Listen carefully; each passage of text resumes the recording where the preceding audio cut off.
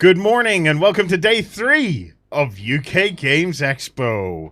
So a big good morning to you all. Myself and Gerry are going to be leading you through some of the highlights of this Sunday between now and 4 p.m. But first, we have an opportunity to tune in live with Free from the team. Hey, Free, how are you? Hi, how are you doing? It's great. I'm amazing. I don't want to leave. I feel like I belong here. I think I'm going to hide under the tables when it all shuts down. Yeah, I'm fine. Yeah, you just want to move in there, Free, yeah? Yeah, I do. Yeah, this is, as I said, this is the first one that I've been to, and I don't think I'm going back. I don't anyway. So I think we're going to have to do some kind of battle royale to which staff members are going to the next one. Because, yes. So, Free, give it. Tell us. Have you any highlights you're looking forward to today? Anything particularly you're trying to grab or check out? Well, do you know what? I spent the last couple of days talking to a lot of indie publishers because this year, I think, to do with how the way things are and a lot of people putting out, it's been a really fantastic year for indie publishers to step up and get a chance to showcase their stuff over the big names. So I spent the last couple of days talking to some indies. But there are a couple of big names here like Fantasy Flight, T-Man, that I'm going to have a chat with today, see what they've got coming up. And I do know, although they're not on their stands, there's a couple of board games that I know are going to come up. So I'm going to ask a couple of questions. Yeah. I can find out anything there. Yeah. Do your best. Dig in there, Free, and see what we can get. So, Free, show us, do the usual, get the cameraman to slowly spin around, and then maybe you can give us a wee tour of just that area that you're in. Yeah, so as I said to you, there's a lot of things. It's not just board games. You've got stuff and accessories. So I haven't quite bought my dice yet. I haven't found the dice, but yeah, there is a lot of dice all over the place. And all of the trinkets you could possibly need, every single colour of dice. Along with dice, you've got some nice dice bags. Free, you might need to hold the microphone a little bit closer to your mouth, possibly. You're cutting out just a little bit. Thank you. Is that any better? Yes, let's try that. That's better. So we've got loads of dice bags. I really love these dice towers. They're really good. Lovely some dice towers. Dice trays, everything you need for dice. Over here, you've got Alley Cat, as you know. Spent a bit of time in there, no, a bit too much time with Alley Cat. There is really, absolutely. Just in a small area as well, there is so many retailers for board games as well. So many board game retailers out there. And I'm just a bit overwhelmed. I don't even know where to start. I don't even know where to begin. I've not been let off my lead yet, so I'm just going to be darting around all over the place. I've already run away for some long. So happy days. Okay, Free. Look, thank you for the update this morning. We'll catch up with you guys just before closing time today, or just before we close the stream, just to see how you all got on and. See what you thought of the entire show by that stage. Free, thank you. We will push on and enjoy this show from afar with the rest of our viewers here. Hello, viewers. Yes. So we have another jam-packed day for you. We have some really interesting interviews and showcases lined up for you this morning. So there's one is going to be kicking off very soon, so stay tuned for that. This is the final day of UK Games Expo. It's worth, at this stage, if you haven't been there, you're probably not going to pop down now unless you live particularly close to the place. But if you are close and you've never been or you want to head down, there are tickets still available and you can just turn up at the door, get a ticket at the door. They're open until 4 p.m. today. And there's also kind of open gaming. There's a big hall 3, where you can do some open gaming right up until 4 p.m. as well. I think it runs just slightly after the time they shut the doors for the retailers around 4, and I think the open gaming just sort of finishes off slightly after that. So you can still get a day's worth of gaming out of it if you are close enough. We are continuing our coverage for today. We finish up at 4 p.m. But remember, the coverage, there's even more in-depth coverage, and the coverage will go on a little bit longer on our live blogs over at OnTableTop.com. OnTableTop.com.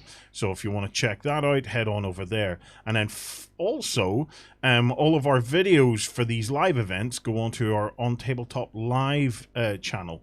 So if you want to just like browse through or be alerted when new videos and stuff come up, remember to subscribe over there and hit the wee bell so that you can get the notifications as and when new videos come up.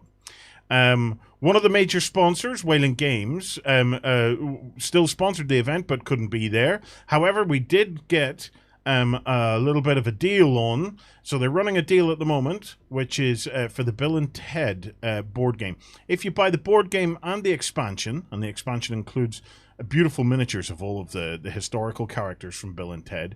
If you pick them up, both of them, and put the code RIFFINTIME in the checkout, you save a $5 and you get both of them for 20 quid, which ain't bad. No. Which ain't bad at all. Bit of a bargain. Fun little game that you can just pop out and play whenever you want. Yeah. Today, we're hoping to bring you some footage of the Vikings.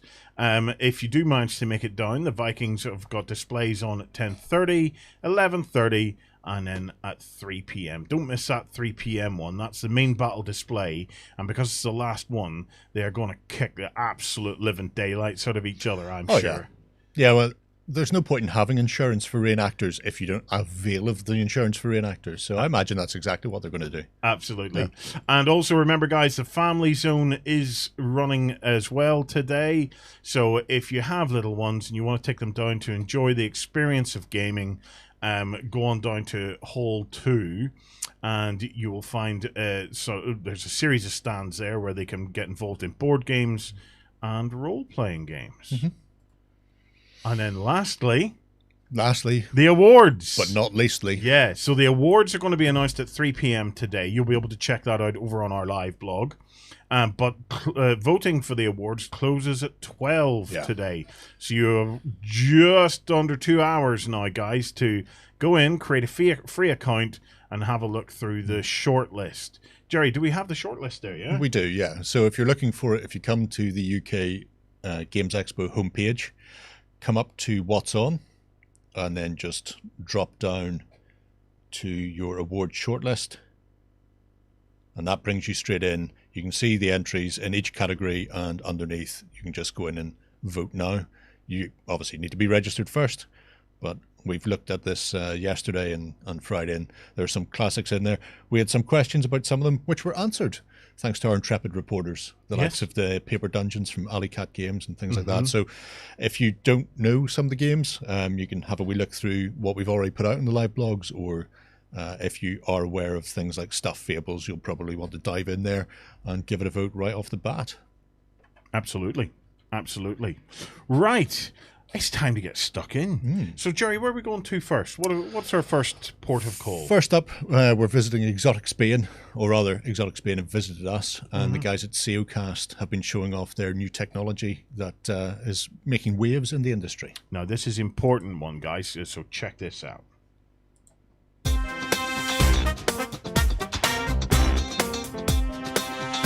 Hello everybody, I am back at UK Games Expo 2021 and I have came to the SEOcast booth to have a look at what could possibly be the future of our industry. I am joined by Ferran, did I get it right?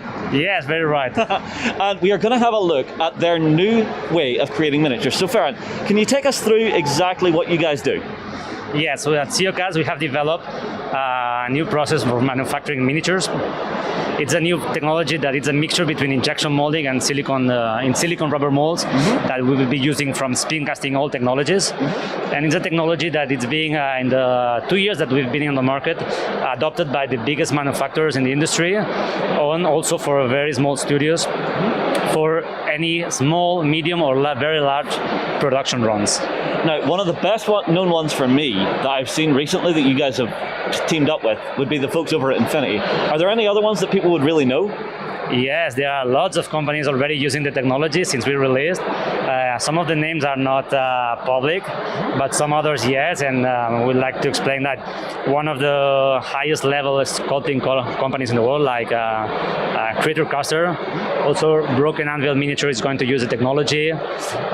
Big Child is also a super studio in Spain that is switching from resin casting to SEOcast, and other companies that are really into high volume productions. Very cool. Now, one of the things we were talking about off camera is the fact that CEOcast is quite an eco-friendly technology, yes? Yes, definitely. We have produced a system that is able to manufacture without waste. The material that we use it's a thermoplastic. It's recyclable and it can be reused in the process. And it has all the certificates for toy safe industry. It also is able to generate local jobs. Our customers are really happy because they don't have to outsource products in China, for example, that are creating a lot of CO2 during the transport.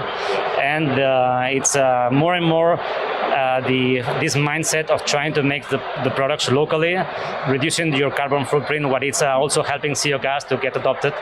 Besides, of course, the qualities and the level of detail that you get, that is completely awesome.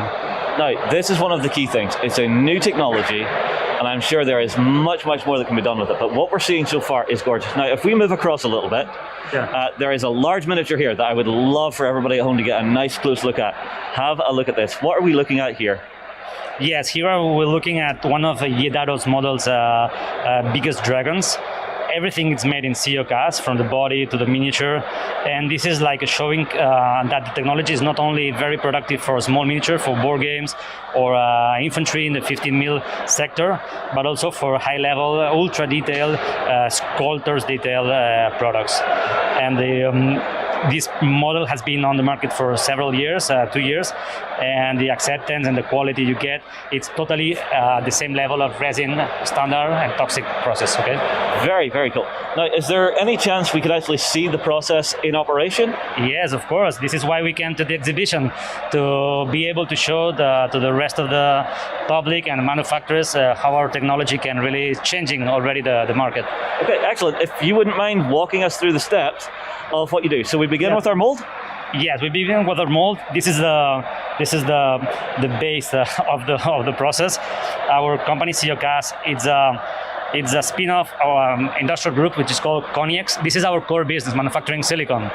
And this is a high-performance silicon rubber that has been designed specially for this application.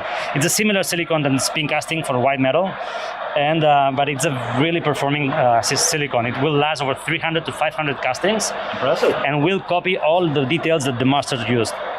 And here, in order to demonstrate the technology, we have miniatures, but we have also created like a token with the UK Games Expo logo, so that people can understand that this technology may be for very big production, but also single release, single events production, where you simply design the part, you 3D print the masters, you make the molds, and in 2-3 days, you are at an industrial manufacturing scale. So, one quick question. So, is this a standardized size of mold, or can you go bigger? Well, the size is the standard, but you can go bigger in thickness in order to make parts up to 40 millimeters in size. Do you want to see how it costs? Please, go right ahead. So, how do we begin? Well, this is a really compact machine. This is what you would need the space for having your factory, and you simply need to put the mold into the machine. The machine will store over 15,000 recipes. The recipe of this coin is already stored in here. And you want to press the green button? Oh, I get to make something. Yeah. Okay, I am going to make a thing at UK Games Expo. So now, how long does the process take from now till finish? Well, the injection process is on. Now we are only in the cooling state. It will take, depending on the thickness of the part, between 20 seconds to 40 seconds, 1 minute if it's very thick. And we are okay. So are we done? Or is this showing us how we're going? It's done. It's done? It's already done. Okay, that was super speedy. So now you can touch it, a little bit hot. I feel that heat, that thermal plastic. Yeah. Now the plastic is already solidified. We are just waiting some seconds to cool it down. And in the meantime, we are going to cast another mold. Okay, awesome. So what are we going to make with this one? This is one of the miniatures we were looking at. This is an elf. It's from Enigma Miniatures. They are really amazing sculpts. And simply, we go again. We select the recipe. That's it. So it's just plug and play, put it in, put your recipe in, and tell it to mold.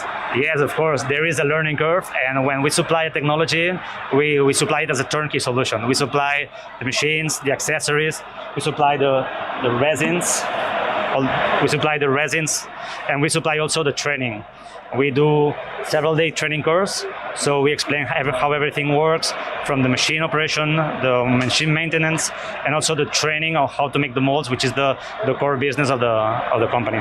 Very cool. Now I'm seeing you're doing multi-color in your resins as well. Yeah. Yes, you can change the color of the resin. Standard gray would be the normal, but we can design and we can make custom colors, and we have released the yellow, green, blue, light gray. White is amazing. You can paint the miniatures, and it's like painting a white paper. You want to see how the monies, the coins were made? Yeah, let's see how we turned out. And here we are, our finished product. So we have some UK Games Expo coins. Very, very cool. Yeah. And you can see this is the machine. And they're still just a little bit warm to the touch, which is very cool. And you can see the logos with extreme detail, very, very fine letters. That's very impressive. And I'll assume our other mold is now complete. Yeah. This mold is already done. We let it cool a little bit on the machine, and wow! You can see how 8 miniatures were made in under just 1 minute. And I assume if you had multiples of the same mold, you could just production line it. So mold goes in, punch it, pull it out, set that to cool, set your next in. You could get some high volume going with this. Yes, you do high volume at the highest level of quality that you expect in any collector's resin cast miniature. That is very impressive. Everybody, I hope you like what you're seeing here. If you're perhaps a company that is considering moving to this technology and you're coming to the expo, make sure and come in and check it out. And even if you're a gamer who's wondering about the technology and wondering what you'll get as a final product, this is where you're going to come if you're coming to UK Games Expo this weekend. Ferran, thank you very much, sir. Thank you for coming. We will see you later.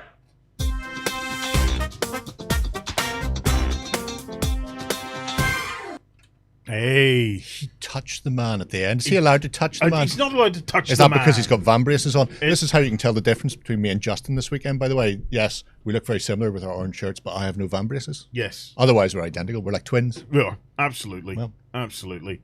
Wow. Wow. I want one of them for my house. I knew it was a sort of a self-contained system that was going out there. There's those little... it's like the size of an arcade machine. Yes. So you'd have to unplug your Pac-Man or Ms. Pac-Man. Yes, you'd have to move your Pac-Man out of the way and put that in. But by God, that was quick in casting. Yeah. I mean, spin casting is fast, but you have a longer cooldown time on the molds before you can demold them and go again. Whereas that is literally minute at a time. Mm-hmm. I can see why a lot of companies are going for it. I also hadn't realized Enigma miniatures had swapped over. I have a lot of Enigma, and when he's saying that they're quality sculpts, they really are, and there's some incredibly fine detail on them. They're big. They're not really a gamer's piece. Well, they are because I bought them for gaming, but figure painters love them, and the detail is not chiseled in with, it's not gouged. It's very, very fine detail, and if they've swapped to Seocast, then the level of resolution on it must be good. Yeah. The big thing will come down to how companies use it. I tell you, what I love about this is the future of metals. Yeah. Okay? It is the future of metals. The reason being, one of the issues, resin's gone from our industry now. Yeah. Based on this. Yeah. There will be no more resin because of this. Resin is kind of toxic, right? It's hard to work with in terms of bubbles and the likes. Yeah, you need but most pressure chambers and the like. importantly is the amount of wastage, Gerry. There's a ton of wastage, and not just from the resin casting itself. A resin mold is generally only good for about 50 pulls, depending on the detail on it. He was saying they're getting 400 or 500. 400 or 500, yeah. Now 400 or 500, but not only that.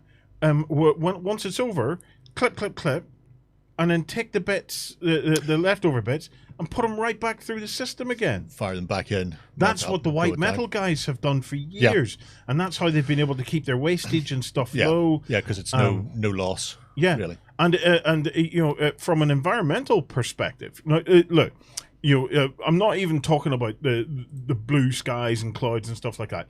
Let's talk about cost, right? The cost of running white metal. Firstly, the metal is expensive. Okay.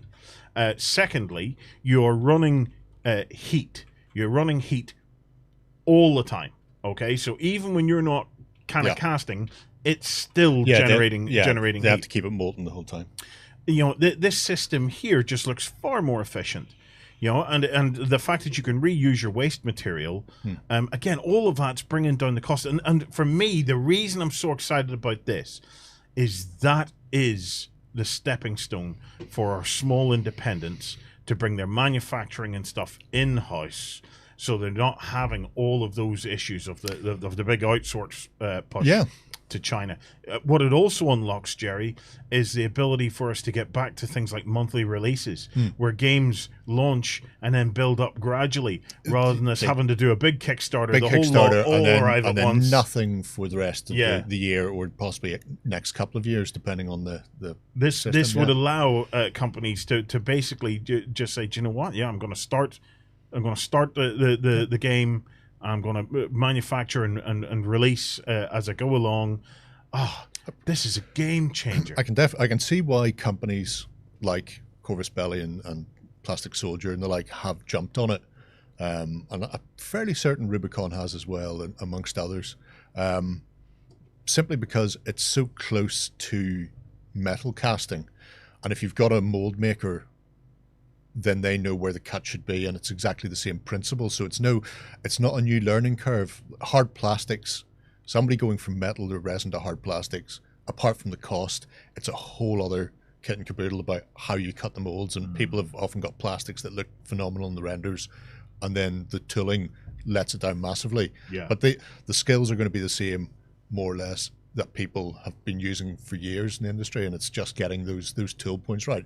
I didn't realize it could go to that depth, though. That dragon was magnificent. Oh, it was awesome, wasn't it? I'm pretty sure I've seen a little tractor from Rubicon made from it, and it was quite chunky. Yeah. And I looked at that at the time and went, oh, I wonder if that's multiple parts. But based on that could well have been a one or possibly 2-part mold. And potentially even one, because you can get the undercuts and you get the flexibility with silicon that allows you to do complicated shapes in the 1-part cast. We see this is that's the key here. Let's compare that CO cast to your kind of industrial level plastic casting. So in your industrial level injection molding, okay, the molds are cut into solid steel. Die blocks. Which means there's no flexibility there of the actual mold itself. So you have to be very, very specific about your undercuts and the likes, because whatever goes in has to be able to pop out. Okay. You have much more flexibility with a flexible mold. So using silicon for that, it's much more forgiving for undercuts and flows and things like that, for it to be able to peel out of the mold. And I can't imagine any company who's starting to get to a scale or looking to get to some sort of scale not having at least a strong look at this technology. No, definitely. I mean, the big factor would be cost. You have to go, is the initial cost going to be more than, let's say it's metal that they're going for? Because resin is the cheapest setup, because you only need a couple of buckets and a pressure pot. So, but then you've got very expensive material and wastage, and if you miscast anything, it's gone forever. But metal, you need a smelter, and then you need the spin caster.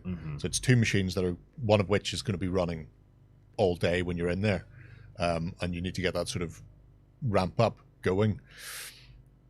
But if you've got something like that sitting there, you imagine that's going to be more economical for your overheads, and also just the fact that your wastage is going back in. You're not having to worry about it sitting idle, essentially, so you're not having to have somebody there 24/7. So for a small business who maybe isn't casting, they don't have a caster running 8 hours straight, they could be running it when they need to run it, and then go off and do pick and pack and postage or whatever it happens to be. But not only that, I can see groups of little companies clubbing together. Clubbing together, getting the first machine between them, and and timeshare the thing. You know, I can see there are small companies out there that just specialize in casting, making molds and casting. I can see them almost certainly looking at this and thinking, here, that will make my life just so much easier if I can put something like that in place. So, yeah, absolutely superb. What a joy to see that.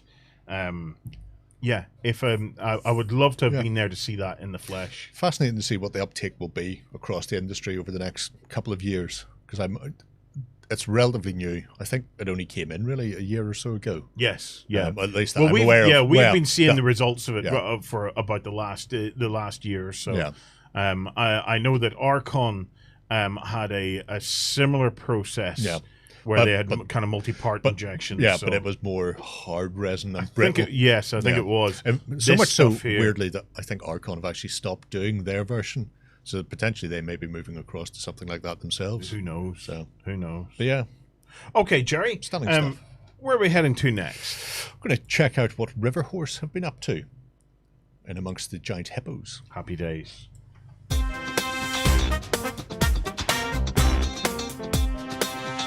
Hi everybody, I am back at UK Games Expo 2021 and I have stopped off at the River Horse stand and we've found an old friend here, Annie. You're working with River Horse now? I am, yeah. Yourself and Gareth?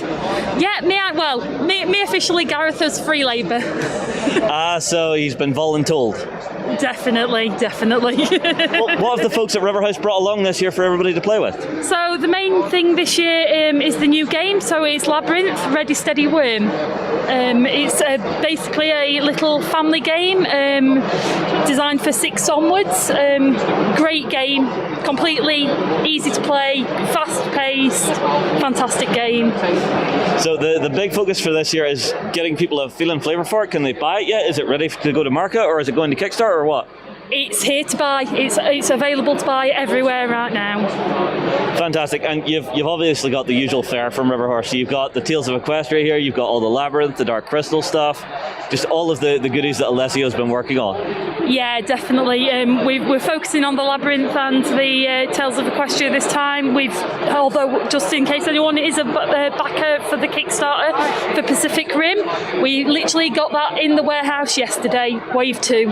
Fantastic, because I'm still waiting on my Cherno Alpha. You know, it's a little selfish, but you know, I got it as a gift for John, as a birthday gift whenever the Kickstarter was on. He's still waiting for it. He's on its way. Fantastic. Honestly, his little face is going to light up because that was his favourite one from that movie.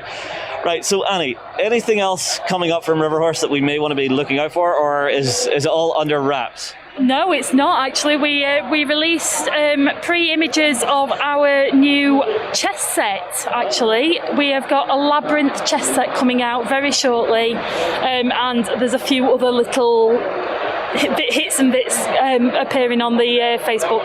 I see. So basically, if people are wanting to keep abreast of what's going on, just jump in on the River Horse Facebook, yeah? Yeah, definitely.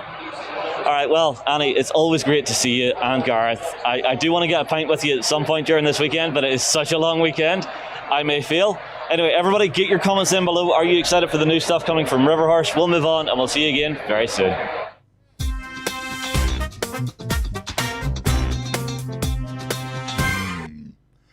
There's an awful lot of Tales of Equestria books there. Yes. I hadn't realised just how much Tales of Equestria there is. Big. It's big, man. There's an awful lot in Equestria. As I've found out, as I've gradually been kind of working through it with my own kids. You wouldn't know. Man, you think canon in the Star Wars universe is deep. Got nothing on the My Little Ponies. You don't mix your I was going to say prequels and sequels, but I have no idea how it breaks down. No. You got your pegacorns with your uni-pigs. Yes. So yeah, could be a thing. And my character Twister Butt, yes, is just awesome. He's just an amazing pony, man. He just struts his stuff. He's like the Elvis of the My Little Pony world. Yeah, he really is. Yeah, thank you very much. But that's what you want to see. Ready Steady Worm looks like it could be a little fun race game. That looks fun to me. I haven't seen that in the flesh yet. I want to get a look at that because the age bracket is just about right for some of my kiddies, so I want to get that and give that a go. Have they been labyrinthed yet? Yes. Yes. Yes. I'm up against this interesting conundrum, right? And that I love showing my kids that what I believe is some of the best movies ever made, right? From the 80s, okay? But to them, it looks so old-fashioned. Oh, no. And I'm going, like, this is not old-fashioned. You know, this is also... So they either end up scared, Dark Crystal, or just wondering, who is this man with a huge posing pouch? that is the Goblin King. Flamboyantly mincing his way through a dungeon. That is the Goblin King. Yeah. You know, he is supposed to be feared, but not in that way. No, that is true. That is true. It's fascinating how, I suppose, we're very much a product of our age. Yes, we are. And when things aren't CGI or, you know, hyper realistic or whatever, when you suddenly see a Jim Henson Muppet coming at you, yes, like Ludo, then you know, or Sir Didymus, then that gives you whole other issues to. Well, you see, things have moved on. Remember, my children think the world was black and white when I was born. They're convinced that color just kind of happened someday. So it's like, you know, I get they can't believe that there was no such thing as internet whenever I was a child. There was no such thing as mobile phones. Their eyes just go, what?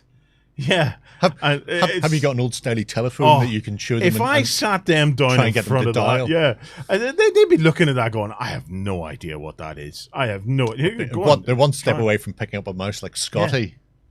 Computer. The fact that I was explaining to them that we didn't even have remote controls for televisions. Well, we did. Younger brothers. Oh yeah. Get up and turn that over.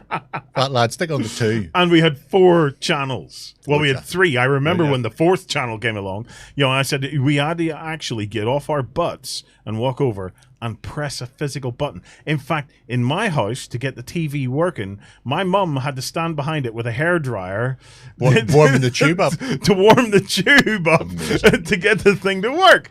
You know, it's like the kids, they just don't know they're living. No, they just really don't know they're living. Well, but I will persevere. I will never stop showing them. Get them into the Labyrinth. That kind of movie.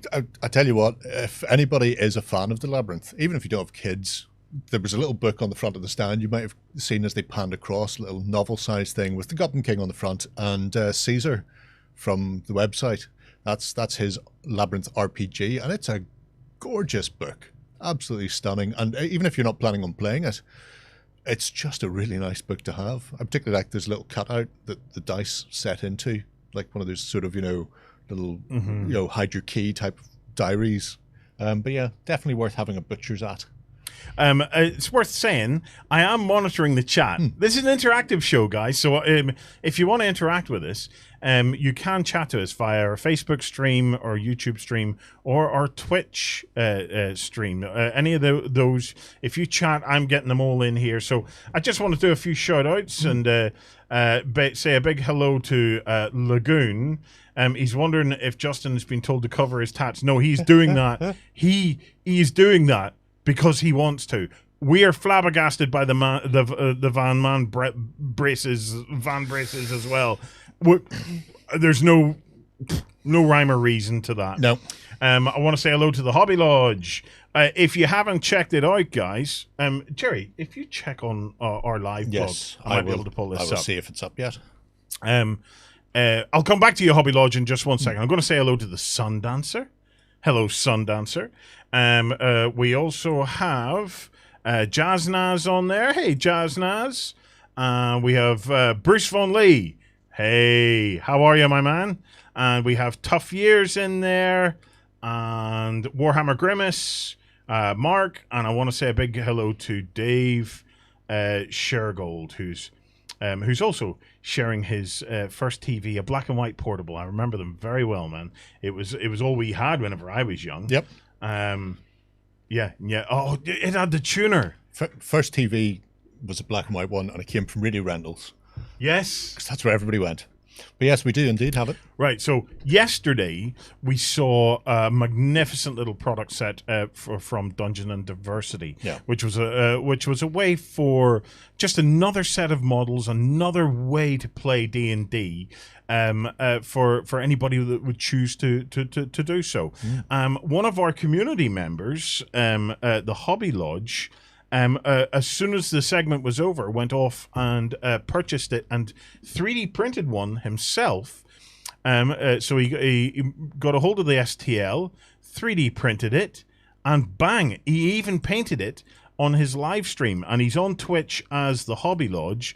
He live streams regularly. He's one of my favorite painters in the world. Because he uses a paint that I love called Contrast, which is made for dummies like me, and he just what he can achieve with those paints just blows me away. Someday I will win the lottery and I will capture him and I will chain him up in my hobby basement and I will keep him and I will feed him well and I will give him hugs regularly, but he will be painting for me all the time. It's a very climate controlled environment there. Yes. Hobby Lodge, don't worry about it. It's nice. But yes. It's a comfy basement and I have inflatable beds. So it was stunning work there from him. And it was off the back of we were having a chat about 3D printing towards the end of the day. Yes. And it was at that point he went, I've already bought and printed the model and it will be finished within an hour. And we're going, oh, that's yeah, great. This model, look, let me bring it up again. Remember, guys, this model was bought and 3D printed within an hour. So as soon as he saw it, he was able to go get it and 3D print it, and then he had it on his live stream that evening and again this morning doing the paint job on it.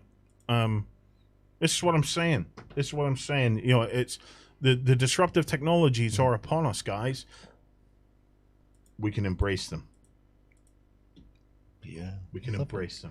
Lovely stuff. And it's worth noting there are other things like that in the live blog. So the guys taking a lot of photo galleries and things like that as well. So it's worth dipping in there to see maybe something that hasn't come up as a video yet, or maybe something that you've seen in a video that you might want to go in and see in more detail. They often, whenever they're talking to people, will go in and take some pictures. So it's entirely possible you'll see some more detailed bits and pieces in and around there. No, it's not coming up. Well, anyway. No, yeah, so bring it up there, Jerry. We can just show the live blog. So, yeah, so on the live blog, typically you'll find a gallery whenever they do an interview, which is nice high-res stills.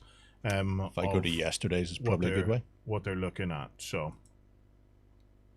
we have one for each day, just to allow you to. Well, it kind of breaks things up a little bit. So in here you can get an idea of what they're at. So lots and lots of nice little images and high-res pictures. Right. Lovely. Who have we got next, Jerry? Who we dropping in with? Next up, we're going to have a look at Clockwork Arcana, who are doing RPG and LARP curiosities. I posted so. Oh, I'm into that.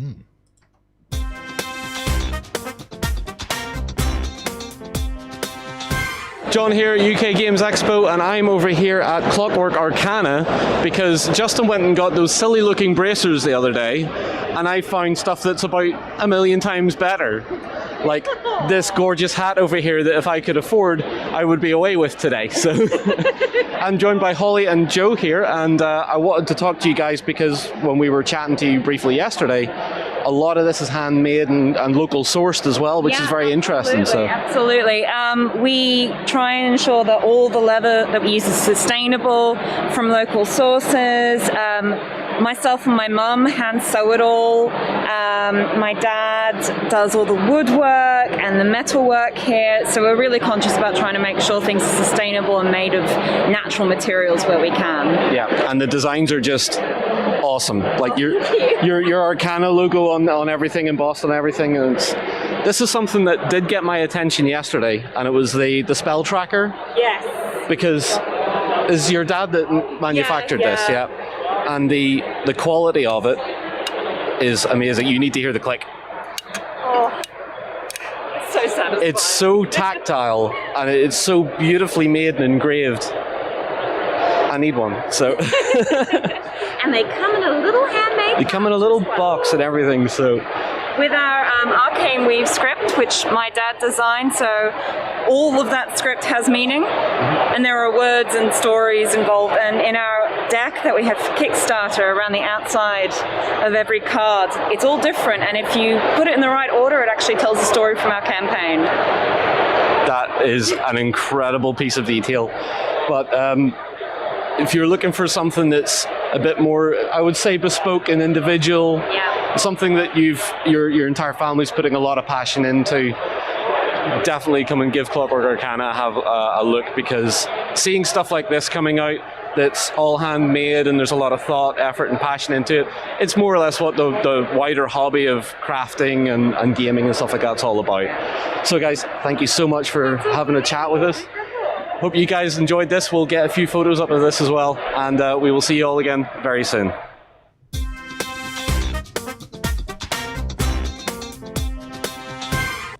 Now, I did actually see John running around with them hats this morning. So I wonder, did he dig deep? Went to Klarna. The rest of the month may just be beans and white bread. It might be ramen noodles as far as the eye can see. Really I nice love stuff all there. that handcrafted stuff. You know, it's but you know, I would love. I've never participated, but I would love to participate in an RPG that is filled with props. You know, it's I know some people do it. You know, and I would love to experience something like that. You know, where there's lots of props like paper cuttings and the likes. I tend to do them when I have a group because I'm that way inclined. My brother took it to a whole other level. Then he's quite arty, so he would replace paper cutout things with like air dried clay and make little bits and pieces, but it does add a whole other level. Whenever you're able to go, you've discovered this clay tablet, and then he hands you a clay tablet instead of just, you know, a photocopy or a piece of paper with it.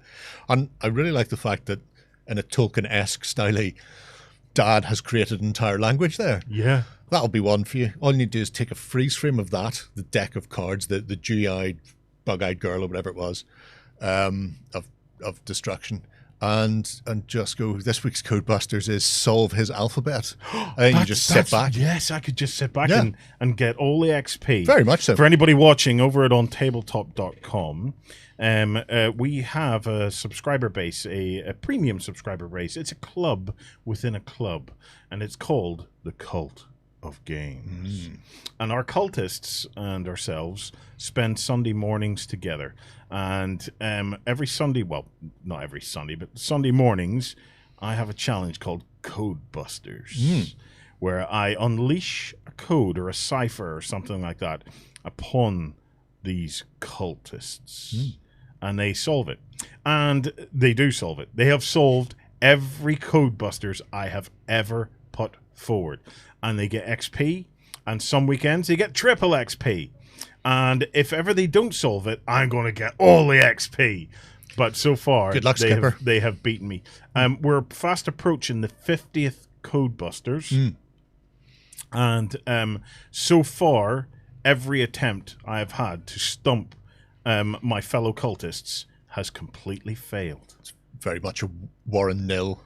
It is. Yeah. Codebusters, cultists 46, I think they're on now. 46 wins to 0. Oh, well. There's always next year. I will. Do you know what? I'm going to keep chipping away on it. Always. They have to know. Yeah, it's important to me. It's important to me. Should it take me 100 goes, someday I will get all the XP. I will. I'll get it all. It's always good to have a dream. Right. Who's next? Next up is a bit of an industry classic. So Skytreks have been going for years.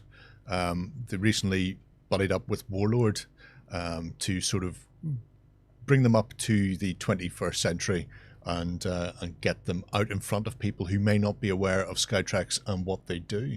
Wow. So here we go.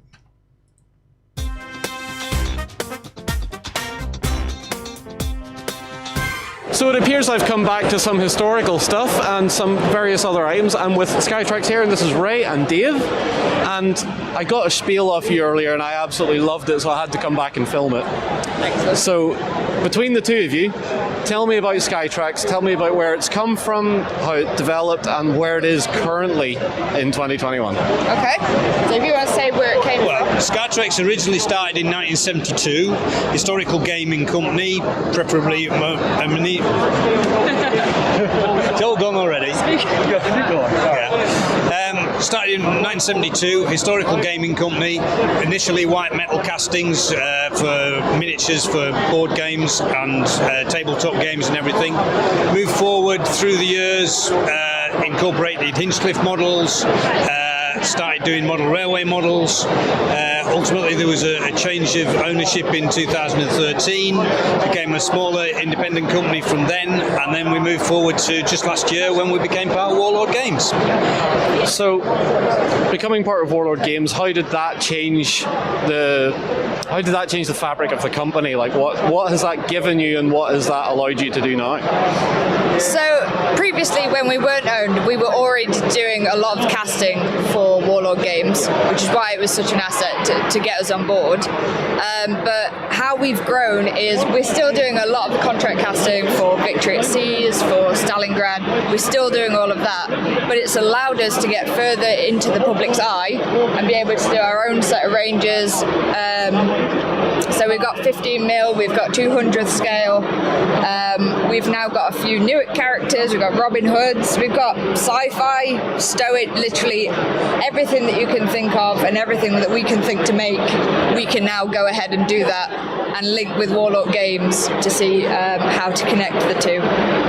Because the range, particularly the range of scatter and stuff, it feels all like a lot of incidental stuff, but it feels like Skytrax had their hand in it for a long time as well, and we've been looking at your products without knowing what they are. Yeah, that's correct. So it's nice to be able to say, hey, if you already like Warlord products, we have been making them.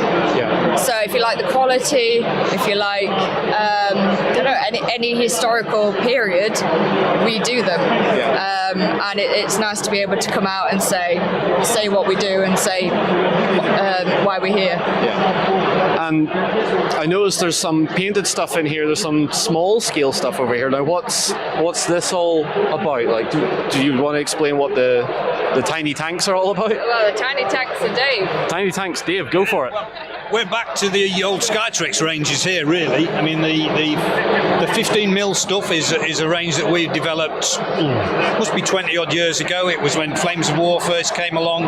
We were also doing 15mm, and so we found a lot of people buy these products as an additional source of models for the Flames of War set.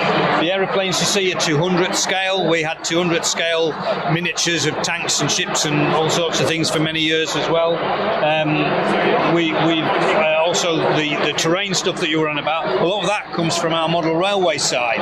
So we do O gauge and 00 model railway stuff. So it's not specifically scale, but stuff is all usable in 28mm because a box is a box, a barrel is a barrel, or whatever. So that sort of thing has become part of the range as well that we can use for many functions. Yeah. So that's where that's come from. So from here, then, where is Skytrax going to be? Like, what?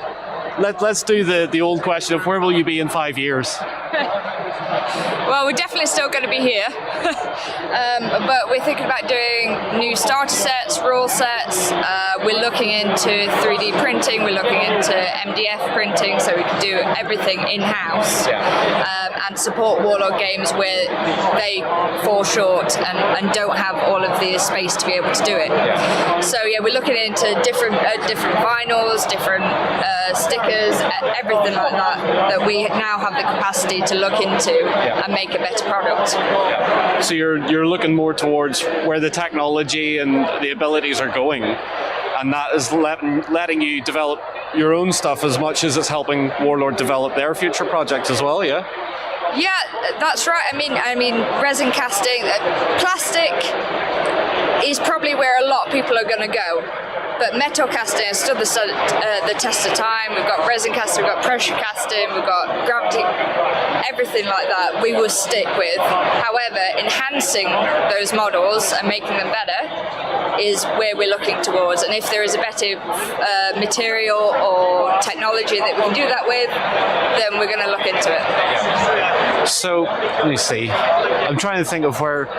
Right, okay, so say I'm a new person that's coming to the stand today, and after I've left the show, where will I find your ranges? So we're at www.skytrex.com. You'll see all of our ranges, every scale. We do have the train side, but don't be scared to go into that if you're after something like barrels, boxes, scatter. They do go the same. They do go with the 28 mil or the 200th. Sorry, we're on Instagram as well. I forgot that. On Instagram. Yeah, we're on Instagram and we're on Facebook. All right, cool.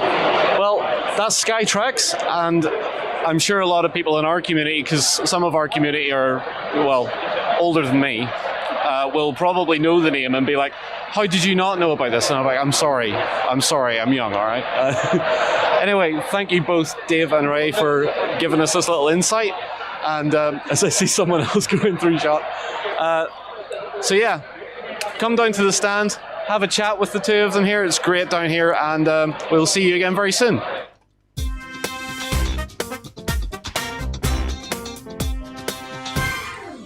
It's great down here. It is great. We all float down here. Yeah. Yeah. I remember seeing the news that Skytrex and Warlord had buddied up, and the big thing for me had been that they went and revamped the website. I know Brother Lloyd is not a fan of tiny websites. No. And that was one of the major things, was they got a bit of a spruce up. Yes. And sort of being able to shine a light on it in all its glory, because they are well renowned in the industry, especially for the likes of the 15 mil stuff, and then obviously the train sets and the like, are also handy for a variety of reasons. One, people like train sets. Oh yeah. But they also do O gauge, and I think do HO as well. Yeah. So if you're footering around, or well, don't do HO, they do double O. If you're footering around looking for stuff, O gauge is, as they said, good for a lot of the 28 mil stuff. Double O, your 15, your 10 mils. Go into double O. Even the buildings will do the job there. Yeah. Because I think, if memory serves, it's possibly a little bit big. It's about 187th, something like that. Oh, we don't mind that. So a bit small for 20, but maybe a little bit larger than your standard sort of 10, 15 mil, which would be like 1/100th, but not so far out that it's going to be a massive inconvenience to you. Yeah. And being able to do things like, it's the old school modelers where you get panels and put panels together to make your walls. Mm-hmm. But all the incidental pieces, having your water pumps in the street, having your cranes at your dockyards, those are the fiddly parts that are harder to find, the sort of the more incidentals. Yes. Which is well worth coming and looking for those. And there is a whole host, because they've been doing this forever and a day, like I say. And look at that boat. Go. The boat, the canal boat. Do you want to see the canal boat? Yes, I want to see the canal boat. I do not want to enter that into my cart, because I don't have a cart. But, a bunch of those. Yeah. Running off the I was going to say the London Canal system, but I can't remember what it's called. We had one in Dublin. The old canal system there is great. Oh, I love that. Just doing your incidentals. And they do, obviously, a lot of the military stuff as well. So not just the 15 mil command decision stuff, which is obviously great, but they also do 28 mil stuff from Trent, and they had a new one on there that I hadn't seen.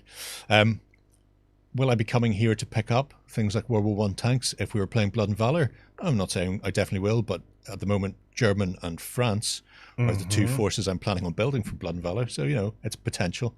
But they also have a lot of 18th century stuff. So they have Germans, Austro-Hungarians, British. So if you want to do things like the 1798 rebellion in Ireland, they have the stuff for that. So there's sort of late 1700s. They have an extensive range of 28 mil stuff there, as well as the 15 mil World War II and sort of modern. So it's a tremendous company, and I'm glad that they're sort of being brought more into the forefront, where they perhaps are not as well known as they should be amongst the sort of the modern community. And it's interesting to hear say that they're planning on pushing out and getting things like looking at 3D printers, looking at laser cutters, and potentially other means. I mean, nip across the whole to SEOcast and see what they've got going on, because that could potentially be a big one for them. But yeah, terrific stuff. I'm a big fan. I can tell. Yeah, I can tell. Okay, next up, we have Battle Foam, I believe we've dropped in with. So let's see what those guys have on stand.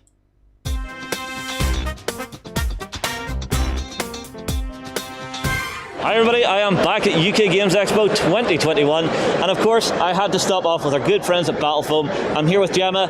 Gemma, are you happy to be back at the show? We are so happy to be back. It's great to see our customers, meet new customers, and it's been brilliant. Now, I know Romeo always has something cooking in the back of his head, so have you got something new for the show this year? We brought our Magnarack sliders, which are so popular, and we are selling out. So if people are wanting to get these, please come and see us at our stand in Hall 2. These are a great system for transporting your models with so you magnetize them up? Attached to the bases, that's right. And the trays slide all the way out. That is so handy. Fantastic. And I'm guessing these fit within the Battle Foam pack system, or do they have their own system? They do. They fit into. We have different combinations of kits that fit into all of our bags. So if you have a certain gaming system, we have a kit for it, and it can be a Magnarack slider kit or a Magnarack original kit, so they don't slide. But so the big thing with the new kit is that those trays can be brought out without having to take the entire rack out. Correct. They just slide out. It's perfect. Fantastic. And then, of course, you have all of the Battle Foam stock, all of the wonderful bags, those army storage safety kits that you can't really get better than in the UK. Correct. We have more or less the full range here, and we really look forward to seeing you when you come over to visit us at our stand. Thanks, Justin. Oh, no worries, Gemma. Anyway, everybody, if you're coming over and you need a system to actually defend your minis, this is something I've used for years. I love the system. I love the kits. Drop into them at the show or find them online. We'll move on. We'll see you again soon.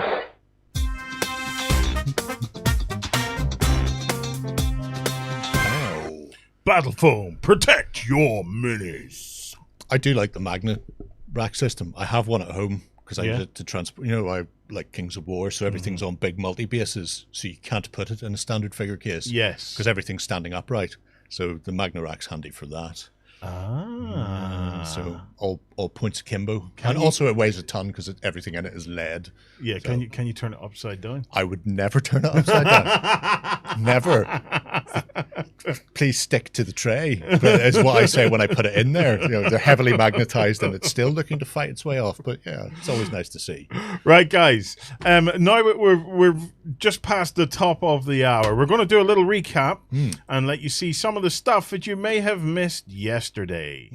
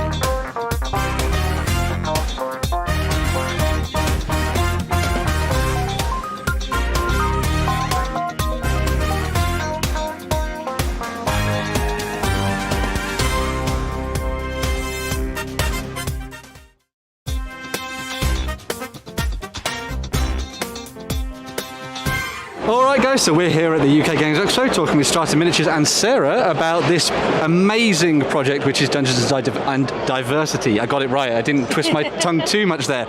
So Sarah, could you talk us through the project and sort of how it came to be and what you've got here to show at the show as well?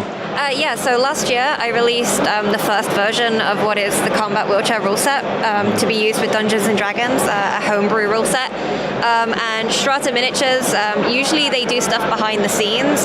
They do a lot of prototyping for people's Kickstarters, and they reached out and were like, hey, we really want to actually actively be forward in the community more and make more things and have their own range, and Diversity was born, and they reached out to me and said, hey, we really want to make your combat wheelchair miniatures, because at the time they saw a lot of flack that I was getting from the community, which has improved since, and yeah, so this was our first wave here, and there were like the first 4 classes, and then there was our second wave over here, and we actually spoke to Team GB Paralympians for the Ranger to make sure that the chair was right, even just like the amount of detailing that goes in there, and this is our new wave, and we have a con exclusive in the middle, the Bard, and yeah, so they reached out and asked and said, we really want to do this, and they support our charity of choice, which is the Ayla's Danlos Support UK,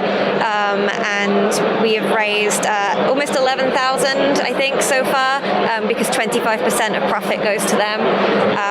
And that's kind of how it all came about, really. Yeah, it's really awesome seeing this stuff come to life, and I remember seeing the initial concepts and everything that had come out, and then reading through the rules that you'd done as well, and I thought it was a really nice breath of fresh air for the D&D community to have something new and interesting to dive into, and also something that was representative of a lot more people as well, so the people felt like they were included, which I think is always really fantastic. How did it feel when you start to see the sort of wheelchair combat stuff move on to things like Critical Role and that kind of thing? Was it cool? I know I've been nervous, but it was very cool, but it was like very surreal, because my experience was, Matt Mercer suddenly followed me and then messaged me, and I was like, what's going on? And he was like, hey, I love your rule set. Here's a character I've made. I've passed it through some disability consultants and they approve of it. I just want to see if you approve of me using the rules. And I was like, oh my God, yeah, sure. So that was how Dagon Underthorn came about. And it's still surreal now. Like, you see people making like fan art of the character, and I'm like, oh, that's my chair. And actually, Matt bought and painted one of the miniatures, which is the big barbarian over there, the dwarf barbarian. That's the one he used for Dagon. So we refer to that as our Dagon Underthorn mini now. And seeing Matt do that was great, really, because like it kind of put it at the forefront of people's minds in the community and what we need to discuss about disability and stuff. And he also really greatly shut some people down on Twitter who were being really mean about it, which was really cool of him. Having people who have like a really large reach be so supportive is doing so much to help change perception of disability, chronic illness, and neurodivergency in the community. So the miniatures themselves, are they available in both resin and metal, or is it just metal, or one or the other? The ones we have here are just metal. They're a pewter alloy. We've got a couple of the blow-ups which are in resin, and I believe on the website we do resin and metal, and we also have the files so that you can just buy the file and 3D print it yourself if you have a printer. Fantastic, fancy, weird sci-fi stuff there. So yeah, if you're interested in picking up some of these Dungeons and Diversity miniatures, what we're going to do is come and find Strata Miniatures at UK Games Expo. Come and dive in, check out the miniatures themselves, some amazing painted versions, all the lovely metal ones there as well. Come and check it out. It looks absolutely fantastic, and I'm glad that it's part of the D&D universe, as it were, now. So it's all very cool. So make sure to come and check these guys out, and I'll be back with another video very, very soon.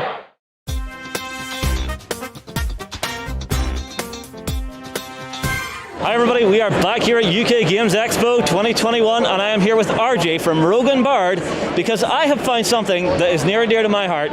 There's a mecha game, an anime mecha game. RJ, what have you guys brought along, and who are Rogue and Bard? So Rogue and Bard, for the past 2 years, we've been based doing D&D 5e accessories and tools.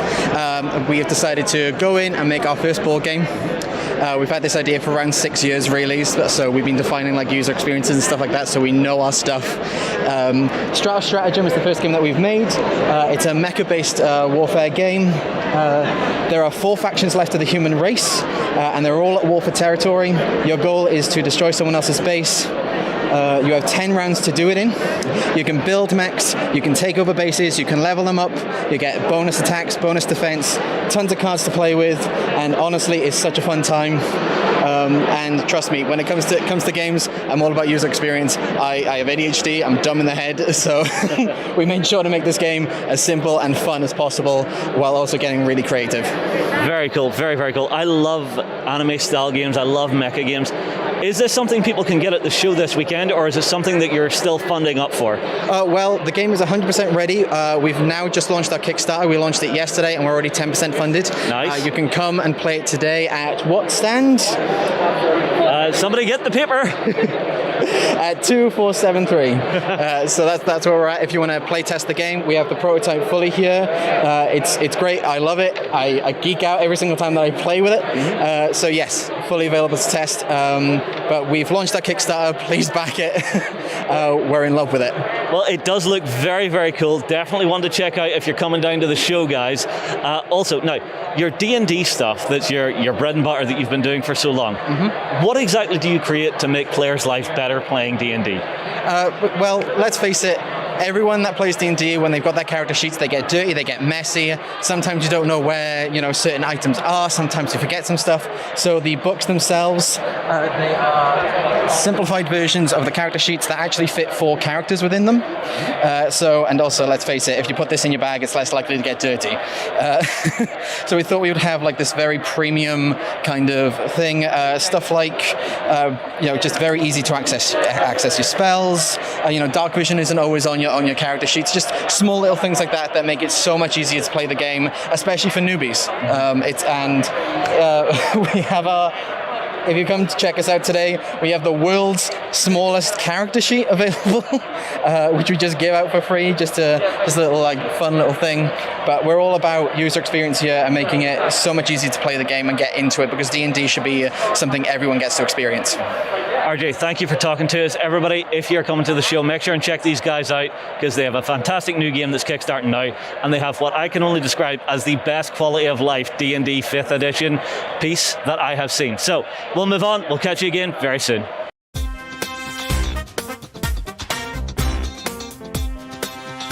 Hi everybody, I am back at UK Games Expo 2021. I am here with Jane from Medusa Games, and we are having a look at the latest and greatest that has been coming to the gaming table. Jane, what have you brought along for us today? Okay, so it seems such a long time since we've all had a physical show, obviously. So the last physical expo, Tinker Tailor, which came out in Essen in 2019, I think you and I, we talked about it then, that wasn't even out here. So the first thing that we have is Tinker Tailor card game, which existed before, but the artwork was not the best, so then we had it redone. And I understand we got some nice big characters, which you can maybe have a look at in a moment, which are characters out of that. So that's the first thing we have, which is new to a physical expo, but is actually 2 years old. Looking to things that we've been developing, because of course the one good thing about the last 18 months or so is we've all had lots of time to playtest stuff. So the next thing in the works... Okay, well hang on, I'll come round here just so our cameraman can get in. Yeah. Whoop. And what have we got here? So this is the thing that we are currently working on. This is clearly only a prototype at the moment. And this is Oranges and Lemons. So the idea behind the Oranges and Lemons game, it's based on the rhyme Oranges and Lemons are the bells of St. Clemens. And in the game, it's our first attempt at a full-on Euro game. This is the plan. And so it's all to do with worker placement and so on. And you're looking at the The rhyme, Oranges and Lemons, actually has more than one verse. It has quite a lot of it. So here we've actually got 15 different things from the rhyme, and you work your way around the board. And the way it goes, the mechanics of the game are that in turn you choose where you're placing people. To start with, you only have 2 people each. To get more people, you have to go to the docks with a certain amount of stuff. To begin with, you've only got what you can carry in your hands, so you have to go to a place where you can get a wagon to get more things. And so it's all to do with balancing where you go first and so on. And there's also the bells. So if you make a bell, you can put it in a place, and then you get more benefits from that place than other people do. So if I want to buy lemons, if I've got a bell on that square, my lemons are now cheaper for me.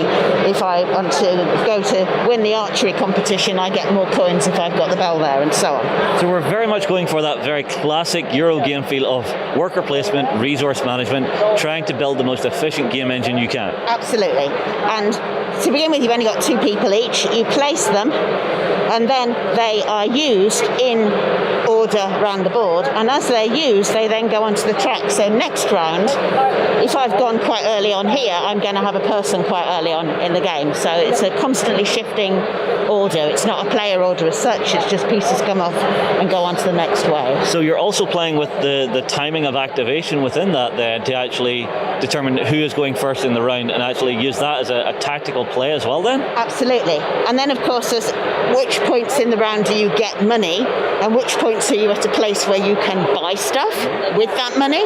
So that's the other area as well. The coins will doubtless end up being neither these plastic things nor these shiny ones, but we shall see. So we've also got the East India Company here, because that was, of course, in medieval London. One thing about Medusa Games is we always try and be historically accurate to the extent that you can be in a game. And the East India Company and speculation therein was a very big part of life for quite a few hundred years. And the way that works is that you can buy a ship in effect, and then you draw out of the bag a couple of cards each turn, and they have various things in them. And some of these are to do with loans, because you can lend money, and the interest you get can be affected by what comes out of the East India bag that year. So the idea is you've lent something and actually that's not prospering, or it's not doing so well. Yeah, they've had a bad year's trading. Absolutely. And also it's get actual cargoes from it. And you can have a sunken ship, and there's quite a few of those. So a sunken ship, obviously, that's a nothing. Well, high risk, high gain. Absolutely. So normally you have 2 possibilities with a ship, and you can choose. If there's 2 people, obviously the second person's going to get lumped with whatever. Oh, so you could force someone to crash? Absolutely. And if you've got a bell there, then you get to choose the 3 things that come out the bag, even if you've not gone there every turn. And you get 3, and you choose which 2 are on the board. So you can look and see who's got loans, so that you can affect their interest rates, etc. as well. It's a really interesting mechanic that I can now. It's a little bit of a take that thing whenever you control something, and you're able to sort of influence someone else's game. Yeah. But it doesn't sound as if it's super powerful to the point where it will break the game. No, that's obviously, a lot more playtesting required, but hopefully not. Another thing you can do is export stuff. So you can go to the docks and actually export. So these are the available cargoes required. So here, if I had 2 black cubes by the time I got to this point, I could fulfill that cargo and get all that money. Here, 3 cubes of any kind would give me an extra worker. Here, I could get one of these loans that I'm giving out to people. That would give me a bell. But in the early stages of the game, as I said, you've only got your hands. You can't carry anything. So to begin with, you have to trade other things, buy and sell things, try and get enough money in order to have enough things in order to get around there to do that. So, as I say, it's intended to be our first attempt at a proper Euro.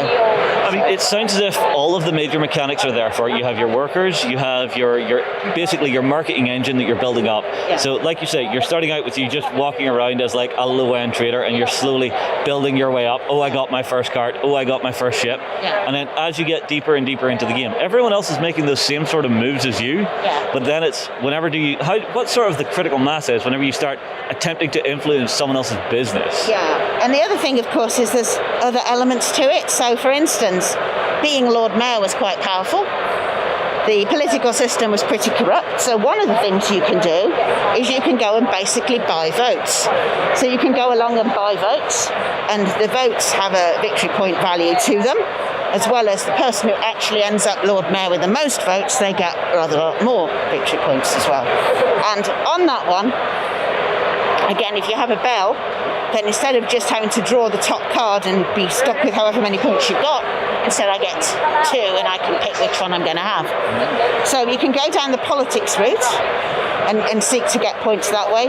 You can go down the exports route and seek to get points that way, because in the early part of the game, these tend to be resources. In the latter part of the game, these tend to be victory points. So you can get quite a lot of things that way. Or you can go down the loan route, making lots of loans. Transport, as you get more transport, each extra bit gives you victory points. But in reality, most people have to get to almost the last end of that anyway in order to have a chance in the game. So you're not going to win just by having a ship, because everyone's going to build up to that point. And then there are the bells themselves. So putting bells down, you get points for each bell. You have to build a little bell first, then you can build a bigger bell, and then a larger one. But there's several more little bells that you can also build. And so when you finish the actual scoring, there are all these different elements that you're then looking to score on. So it's relatively hard as you go along to see who's winning, because then you've got to put all those bits into one go and get there. So obviously this is still only a play test. We'd have a couple of full-length play tests of this on our website if people are interested. We didn't do it in a physical way. We did it true lockdown style, using Tabletopia and everything that way. Yep. But it is a full version of playable app. So that's the most into the future things. That's going to be a couple of years still, because with these sorts of games, as you know, the balance is crucial, and you really if you don't match the balance, you're not going to make a great game. So now the Great Fire of London is one that I have seen many times. I will shimmy around here. The new thing about it for this time is we actually now finally have a proper 2-player version. Oh! So, back in 2010, when we first made this game, people weren't actually doing... People weren't actually doing much in the way of 2-player games. So I remember when we launched this at Essen, the big thing was the fact it would take 6 people, and everyone was excited about 6 players. Nowadays, very few people are interested in 6-player games. Everyone wants to know, is there a 2-player version? Oh, it's something for me and my missus say to sit down and play of a night. Absolutely. And of course, the last year has told everybody that it really is quite crucial to have that situation. So, the way it works, the ordinary Great Fire, for those people who don't know, it's all about fire gradually spreads across London, burning down houses and so on. Players on their turn can firstly choose which direction the wind is going to go in, and that determines which way the fire goes and what it destroys, and then you can move the firefighters around in order to put out fires and so on. The problem is, it was designed on the basis there would be at least 3 players. If you try and play the ordinary Great Fire with 2 people, it's just too easy to control the fire, basically. So what we needed was a proper mechanic. Now, over the years, if you look on Board Game Geek, various people came up with ideas as to how it would work, but we decided, no, we needed to actually do a proper version of it, which we have here. So the idea is that we now have an alternate move, player, game, player, game. So an automated move by the game. And the way that the non-player turn order works is, first of all, you expand the fire. So the fire goes in whatever direction is the next win card in the deck. So you have no choice about that. And then you turn over one of the colour cards. So the fire is going to go in this direction, and it's going to try and burn a white house if it possibly can. If it can't burn a white house, it'll go for a blue house. If it can't burn a blue house, it'll go for a purple house. So on and so on. So basically what you've done is you've engineered like a bit of controlled chaos into the game to actually make the game feel as if you have a third player there or a fourth player without having to over-egg it. Yeah, so that's that. So that moves the fire, and then of course we have to move the firemen. So the mechanic for that is you turn over one of these, and those people familiar with the game will see this is one of our objectives normally. So what's now going to happen is that the two closest firemen to that objective are going to move, and they're going to move in the same direction as that win card. And they will try and go to the place with the most uncontained fires if they can, or they'll go to the place with the most houses. And if you can't break the tie, then the player actually gets to choose. So the player still has some input, but only in a situation when the mechanic runs out. And what that tends to mean is that these games are a lot more destructive. You know, you use a lot more fire cones, because in a real world fire, that's the problem. It goes all over the place and you can't really control it. So you could argue it's actually a more authentic one than when you've got, especially with ordinary great fire, it depends a lot on what people are feeling. If they're feeling that they want to cooperate, they can keep it quite contained. If they're not, well, obviously, then it can go bananas all over the place. Yeah, so it's more chaotic fire than tactical fire. Yeah, whereas here, that's chaotic. The players are obviously still doing their own thing. And you score it all up in exactly the same way. So what you get with the expansion is these objectives, these cards, and also a different deck, because obviously with just the player then the fire, things like fire expansions, we can't have the fire choosing that. It needs to all come on the player's turn. So that's that. And this was actually launched at Digital Lesson, for want of anything else, because obviously we haven't had any physical things. So this is the first physical show when the two-player expansion has been available. Now, you guys also do Nine Worlds as well. Have you done anything with it recently? Indeed. So, with the Nine Worlds... I'll be clever. And I will... And we're back. Okay, guys, let's pick this up again. Okay. Yes. So, Gerry, where are we off to now? We are off to see. I want to say Geek and Son. Yes, Geek and Son, table makers. Yeah. So, for people with a bit of cash to splash, here's how you do it right. Apparently.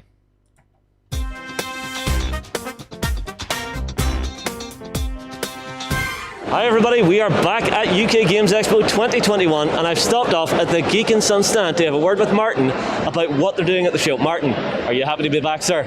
Oh, I'm very happy. I love the atmosphere. I love the people, and just I think everyone missed that, and everyone just is so happy that we just finally can meet in person. That's great. I love the show. Always loved it, and we've been exhibiting here for the last 6 years, and it's always been great. Now, see, I love seeing you guys at this show because you guys are a massive contributor to the show as well. I mean, you'll remember whenever you see us walking around like the dining area, all of the tables there, I believe, are from you guys, yeah? Yes, they were. Yes, there's we have our lower budget tables for gaming area. That was the idea. We've been presented by UK Games Expo, and we said, yeah, let's do it because that's better for gamers, and everyone can have enhanced the gaming experience. So we're super happy with that as well. Yeah, definitely. Now, you guys do a massive range of tables that are sort of what I would call a hybrid table, because you have your gaming area in the table. So if we have a look at this one over here, you have that nice deep recess in the table to lay your boards in, roll your dice in. They're not going to fall on the floor, but at the same time, you can convert it to a regular dining table, yeah? Exactly. And even with this recessed area, you can finally pause your game. So you can leave it for later or have different game setup. Let's say you have longer game on one side of the table covered with leaves, and then second part of the table you can use for like casual, everyday gaming, quick, snappy games. So you're not limited only to one game, so which is cool. And obviously, like you said, you can transform it into a regular dining table with spill-proof system. Will just prevent it from any spillages. That, and you have all of the modular edging, so for all of the little extra accoutrements, so dice holders, cup holders, the works. I love the system you guys have came up with. Yes, the system is great because you are not limited to the table itself. You can actually, the versatility of the table allows you to organize and set up your games the way you like, keep your components next to you, and use a different parts of accessories to hold your rule books. Even have a glass of wine next to yourself, which is cool. Yeah. Now, what would you say is the latest, coolest thing that you guys have made for the tables here at the show? So we have two completely different approaches to the tables. When our original tables are made the way we have all the leaves going inside of the table and have around your rail system where you can attach accessories which you already talked about. Another table which we already presented to Kickstarter community is a Bristol, where you have engraved counters and your holders inside of the armrest. So they're carved in detail? Yes, exactly. So already in a base table you have a lot to enjoy and to play with, so it's one of the things. And another table is like our high-end table which we're presenting at UK Games Expo. It's called Virgo. Okay, is it here on the stand? It's over there in the corner. Let's go find the Virgo. So we'll go out and around this way, just because it'll be a little easier, because your booth is very, very crowded. Oh my word, is this it here? Oh, look at the magnificent, oh, it's beautiful. Called the Virgo, and it's the most advanced table we ever presented to board game community. It's built around individual player stations. Mm-hmm. For each player you have designated area where they can have their counters being stored in special drawers. They can protect their game pieces using the gate and closing their station. And many other things like Bluetooth sound systems built in, LED lighting, electric motors to change your depth of the playing surface. So it is an ultimate gaming table. Yeah, this is basically for anyone out there who wants the ultimate table that they're still not going to have to worry about their missus going, hey, would you clean that table off? Yes, absolutely, that's correct. Martin, you guys do some of the most gorgeous gaming tables I have ever seen. Everybody, if you are coming down to the event, make sure and get down to this stand for a look about. If you are looking for that new big piece of furniture in your home to actually fill that space to play games on, this is where you come. Now, I do believe you guys are also running a little raffle at the event if folks come down? Yes, we do. It's a raffle for one of our gaming tables called Megan. And everyone who comes to the show, they can take part in this raffle.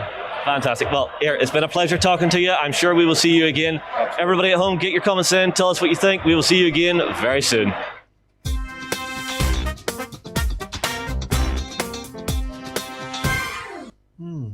Raffles, you say? Yeah. With masks on, it's probably best to keep going round and round and round with different masks and keep entering yourself in that raffle, because by God, that was nice. Yeah.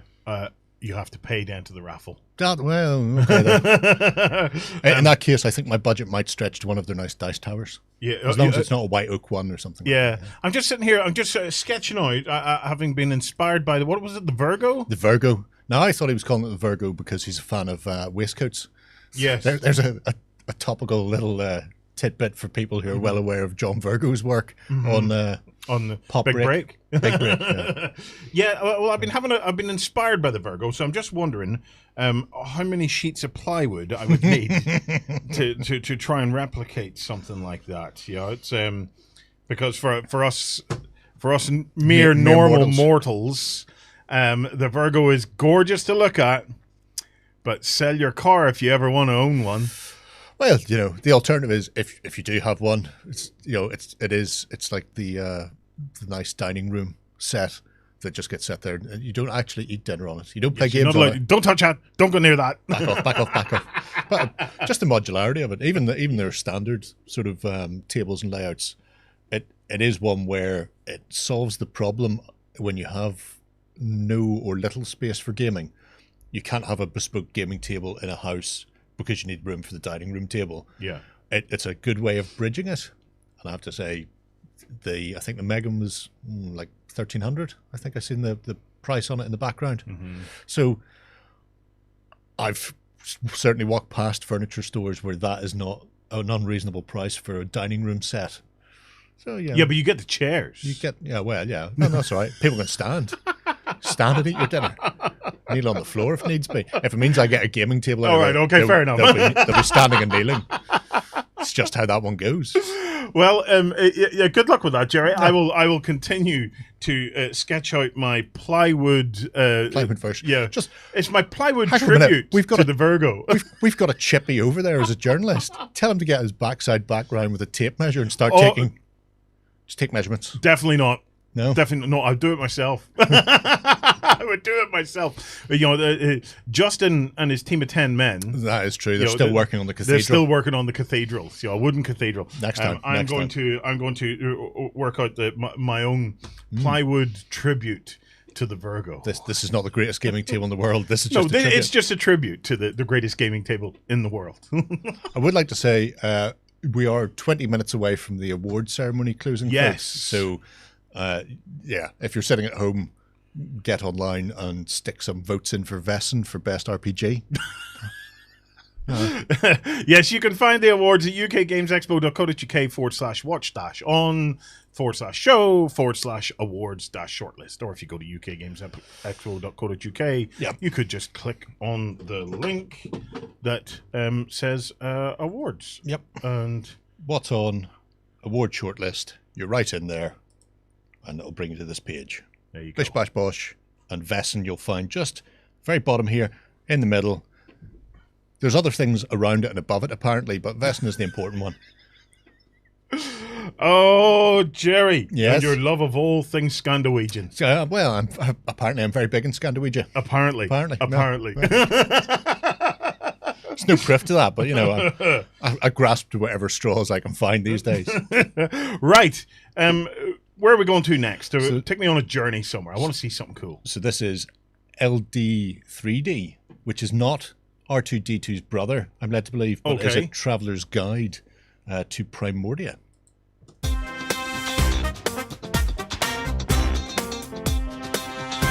Alright guys, so we're here at UK Games Expo and I've stopped in with LD3D and I'm going to be talking to Prav and all of the team. Well, most of the team anyway. We've got some lurkers in the back over there. But you guys have been doing some incredibly impressive stuff that you've been telling me about in terms of the role-playing world and sort of how people can dive in and enjoy their adventures. So go for it, man. Right. Well, the main thing that we're trying to do is about inclusivity. Because when it comes to tabletop RPGs, either they're very complex or very expensive. So it's something that lots of people can go into, lots of people can experience and also afford. So what we made was this, our lovely homebrew campaign. This lovely gentleman here has been spending over 27 years creating this world. And so what we want to do is make something that's easily accessible. It's easy to read, and if you're a forever DM, you've got handy tables in there, so all of your NPCs are not called Dave. You've got story hook ideas for all the types of creatures that you can find. Inspirations about the creatures of the world. And it's also, what's the term? System agnostic. That's it. Big words. Escapes him every time. Big words. It's system agnostic, so it's not just for D&D. You can play it with World of Darkness, you can play it with Pathfinder. Literally a drag and drop to enhance your campaign. So one of the things you guys were saying about this was that it's sort of like a lot of people have big setting books out there that are just mighty tomes that cost you like 40, 50 quid or something like that. Yes. You guys are trying to like pare that down so you can kind of approach these things from an adventure by adventure sort of basis, effectively. Exactly. Yes. Well, even when you've got friends around, you always have to have a level of planning. So you may have to spend a couple of weeks to just plan a campaign, whereas this could be very easy of, you've got some friends around, hey, let's just play a game, and it's very easy to just jump straight into this. Yeah. You don't have to worry about it. So it's exclusivity and just allowing more people to play. And I believe you guys have actually come to Kickstarter this weekend, isn't it? Yes, guys? indeed, yes. Yeah. A song and a prayer. As you can see, we have all of our funding for our table. Came all the way down from Halifax for the song and a dream. If you do go into the Kickstarter, the promo video is just as budget-wise as this. 2 people and Windows Movie Maker. But yeah, the uptake's been amazing. We only came down here with only 5% funded. It's been 2 days. We're already at 40%. We love it. And just in case, we've also made sure that this is entirely powered by dungeonfog.com, so you can play around the table, but with the nature of the world at the moment, you can also play this online on Discord, Zoom, or Roll20. All platforms are there. Brilliant stuff. Now I'm going to ask you, my friend. I'm going to put you on the spot. But I was going to say, so obviously this world has been your baby, I guess, for the last however many years. What was it like finally getting to this stage and sort of putting all this together when it came to the Kickstarter and stuff? Horrifying, because that means it's no longer in my head and is in fact available for everybody to read without me having to tell them. And I've been building this since I was 11 years old, starting with the single village, and now it's multiple continents, multiple regions within those, a whole in-depth, but you can go as far into it as you want, or just pluck a town out and drop it into your own setting. If you like Exile's Landing from the Ice Crystal Peaks, but want to put it in certain other properties, already established worlds, do so. The idea is that you just take the components you want and use it as inspiration, not as a specific you must play in our world. When it comes to world building as well, whilst he was in the army, he was still making this. He was playing whilst in the barracks as well. So it's quite inspiring. That's amazing. I love that. That's really cool. And the other thing I was wanting to point out as well, obviously you guys have got a Twitch, so you do games online and stuff as well, yeah? That's correct. The show itself is called Prav Must Die. It's a one-on-one D&D story with me versus the DM and the audience. The audience can redeem monsters, they can send heals. It's absolute chaos. And if they do enough rewards, we also do forfeits. So essentially like Jackass, but also with D&D. Jackass with D&D sounds absolutely amazing. I've shaved his head, I've made him drink hot sauce. You hooked me up to a tens machine, that was really fun. This seems like something that I definitely need to watch. I'm just going to say, guys, if you want to check out any of the things that we have talked about today, all of the links to all of the things these guys are doing are going to be in the description of the video. So make sure to check that out. Check out their Kickstarter. Maybe check out their live streams on Thursdays as well. I wish you guys the best of luck. Hope you have a really good time the rest of the convention. And we're going to move on and get into another video very, very soon.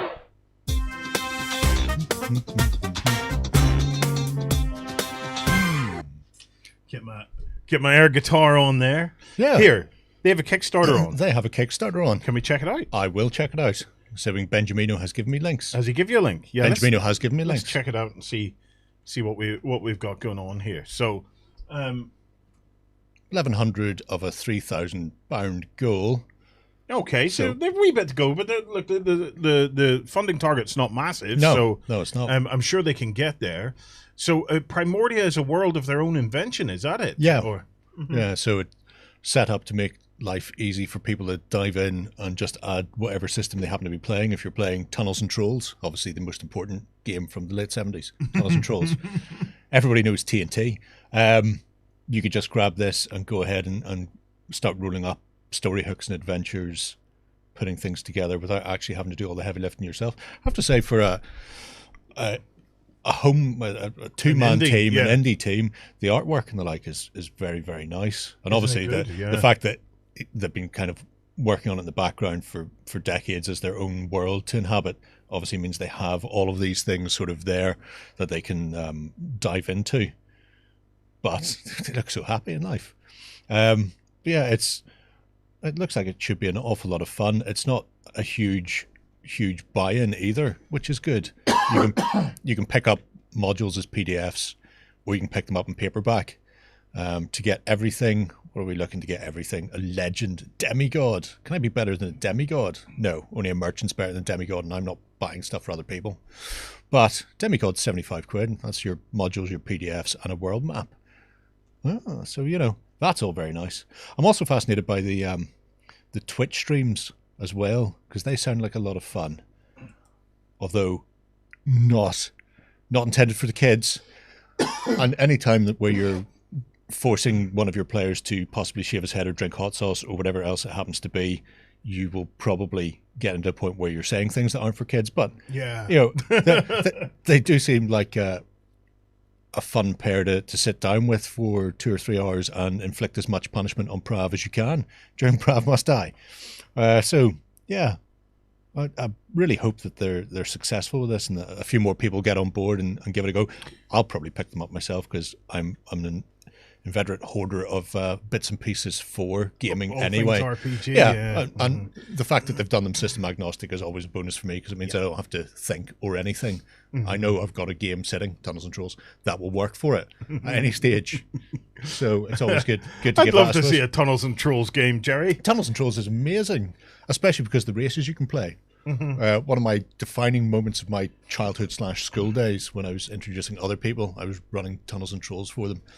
And one of the guys, first time role-playing, decided he would be a fairy.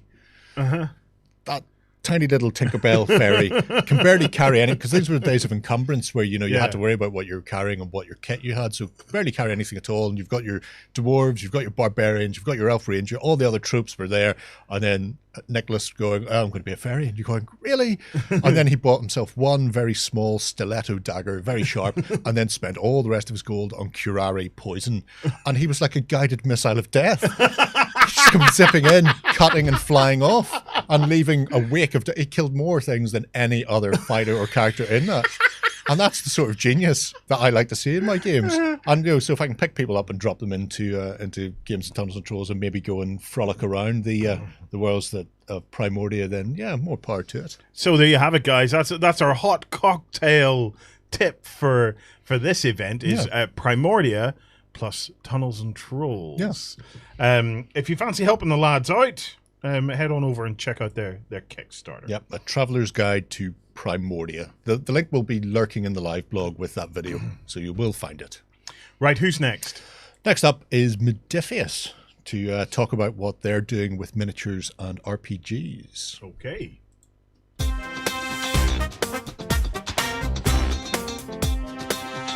Hi everybody, I am back at UK Games Expo 2021 and I'm here with Peter, who is manning the Modifius stand, to have a look at what they have brought along to the show. So Peter, are you happy to be back? More than anything. It is lovely to see people again, and it's lovely to be able to show what awesome stuff we have. Amazon is great, but you can't actually pick the thing up and go. There is a certain satisfaction to just going, I like it, I want it, it's now mine, I'm taking it home, I will hug it and pet it and name it George. Yeah, and the other side of it as well, some people have gone, I didn't think it looked that good. Then you hand them the book and they go, wow, is this made of bricks? And you go, yeah, pretty much. Yeah, but it's that tactile feel of holding a role-playing book or a rule book in your hand that just makes it so nice. So, question, what all have you got? What delicious goodiness do we have here? What delicious goods? We have Star Trek 2D20 system. Pretty much everything on this side of the counter is 2D20. We have the lovely, lovely special edition of the Klingon Empire core rulebook. Ooh, kapla. You did say some of these were made in actual Klingon? Can't confirm or deny that. But a rumor? Shh. Okay.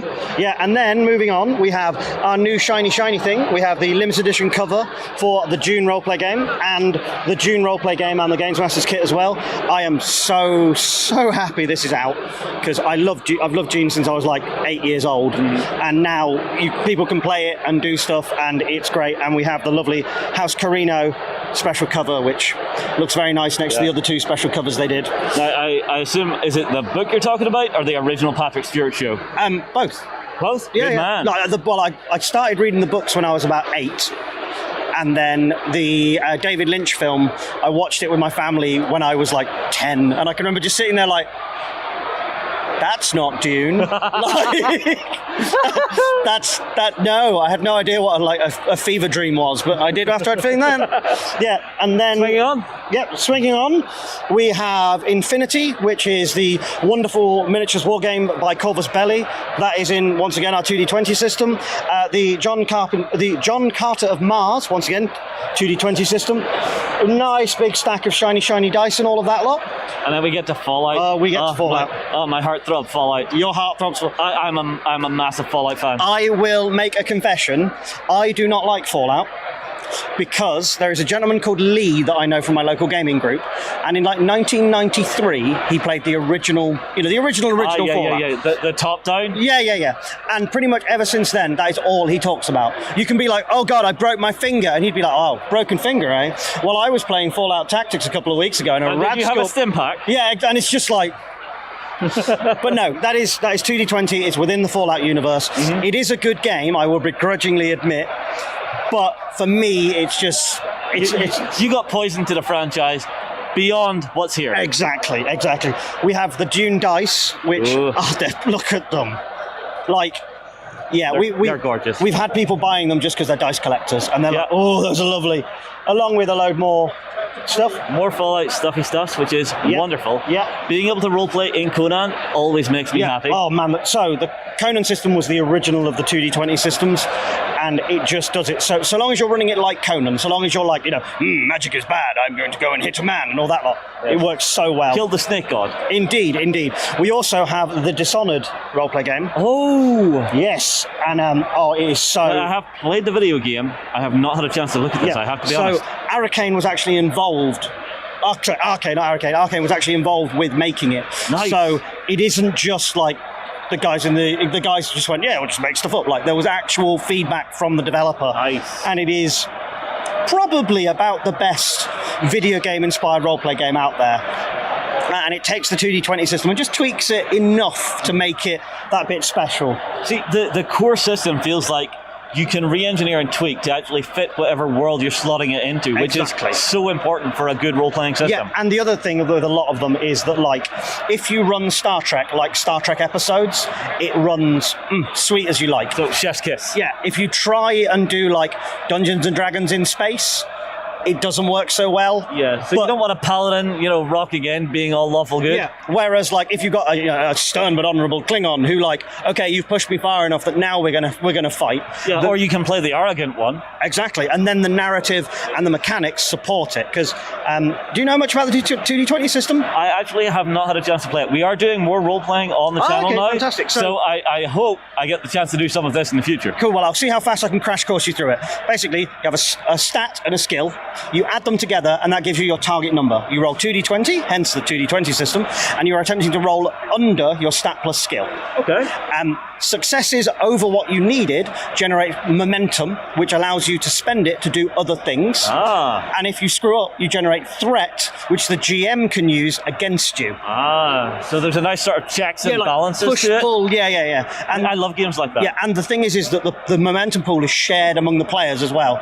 So Q, like the good old 20-minute argument with my mate Steve over, no, we need to use the momentum to pass this roll. He's like, but we might have to shoot phasers later on. No, I don't care. Like, the warp core is going to explode. So it allows you to do those great narrative moments. See, I love a system that engineers those conversations with characters. Yeah. That sounds a lot of fun to me. I'm going to have to come back and maybe grab something. Yeah, I'm more than happy to show you what we've got. And then down the end, we have things from other people that have been working with us. So we have, like, Judge Dredd in the World of 2000 AD from EN Publishing. Classic. Devil's Run, Rangers of Deep Shadow. We have Cult, which, I'll be honest with you, I didn't think Cult existed except in, like, photocopied pages hand translated from Swedish. Oh, wow. Which is lovely to see. And then we have 5 Parsecs from Home, which is a solo wargaming adventure. Oh, man, it is... Yeah. And then to finish up, we, of course, have the Wall of Fallout miniatures. We have the wall out of Fallout. There we go. I'm using that was deliberate. I didn't. When you wall out through the Fallout. Yeah. So we have Fallout, Wasteland Warfare, and we have Elder Scrolls. Specifically Elder Scrolls. Yeah, Elder Scrolls Call to Arms. It is a lot of it is Skyrim related, but it is all of Tamriel that will be covered. See, you have that breadth to explore. Exactly. So it's not just going to be Fus Radar and we're done. I see. Anytime my mate used to kill steal in a video game, he actually used to try and fish for a doll, but if we got a kill, he would just go "Fus Ro," and then we go "Daw." No, my memory of Skyrim is my mate going, they've got it on the Xbox 360 now. How does it run? You go, my Xbox calls fire. Well, anyway, thank you for taking us through everything that Modiphius is doing. It all sounds fun. Guys, if you're looking for a new expansive world, you have a smorgasbord of things to choose from here. And there's even more stuff on our website that we couldn't bring along with us. And also keep an eye on these guys, because they are always working on something new in the background, so it's worth keeping an eye on them on their social media and stuff. Right, we'll move on. We will see you again soon. Thank you ever so much.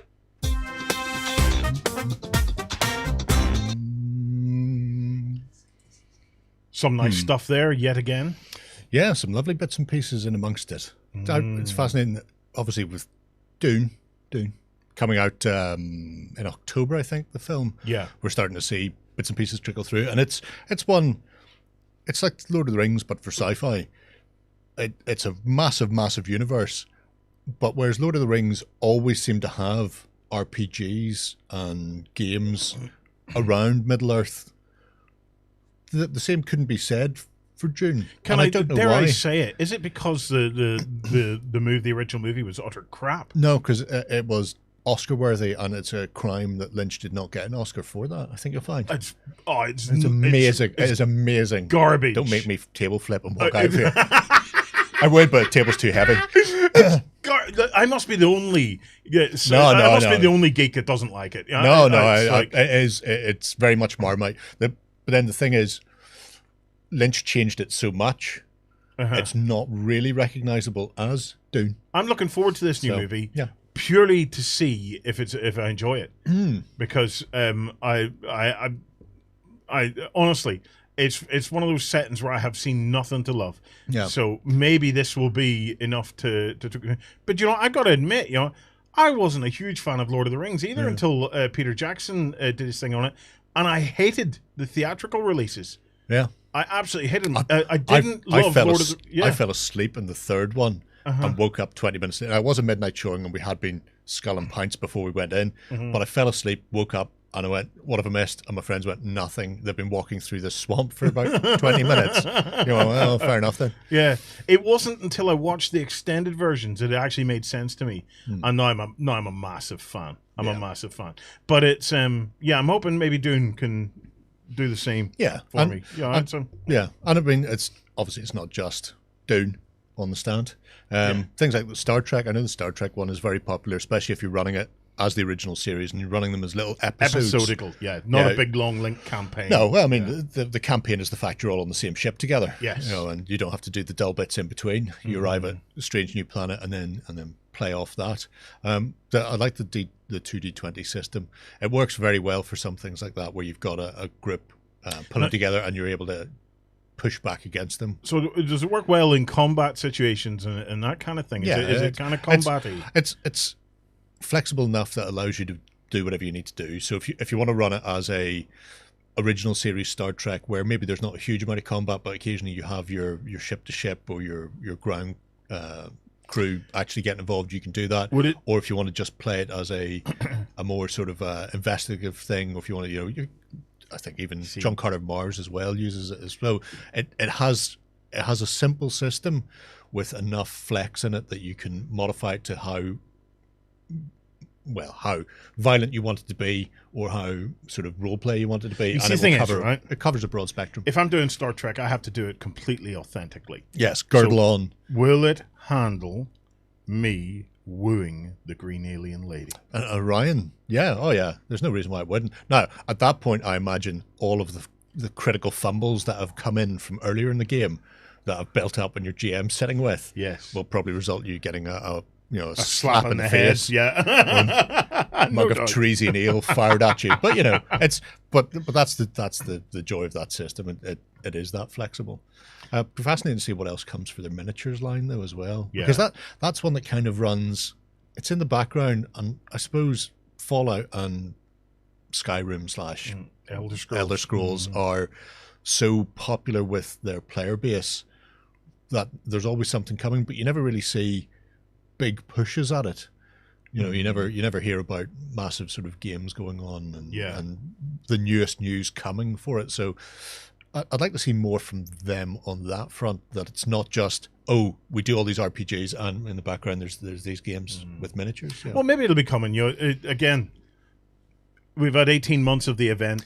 it's kept a lot of us indoors. So yeah, it's maybe now that if we start to get out the other end of this, we could start to see the likes of that. Anyway, guys, if you're interested, head on over to Modifius and check them out, and you can check out their website.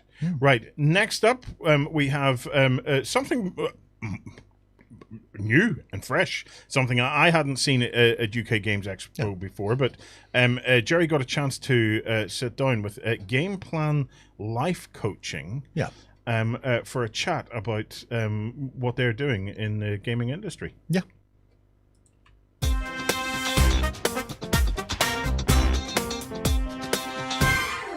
Hello everybody. Today I'm joined at the UK Games Expo by Nicola Twiston Davies, and she is here to talk all about Game Plan. However, before we get into that, it's a pleasure to have you here, even virtually, at the Expo. Thanks, Gerry. It's obviously really great to be here, even if it is virtual. So before we get stuck into Game Plan and what it's all about, I'd like to know a bit about you and your sort of your background, where you've come from in gaming, because that's always interesting for people to know. Definitely. Well, so I'd say actually I was brought up with games, as I think maybe a lot of us were. My love for games started with cards. I played a lot of cards with my family, and it sort of flourished since there. And I think my real appreciation and recognition of how wonderful games are maybe started early 20s when I started running to a wonderful old lady in Whitechapel.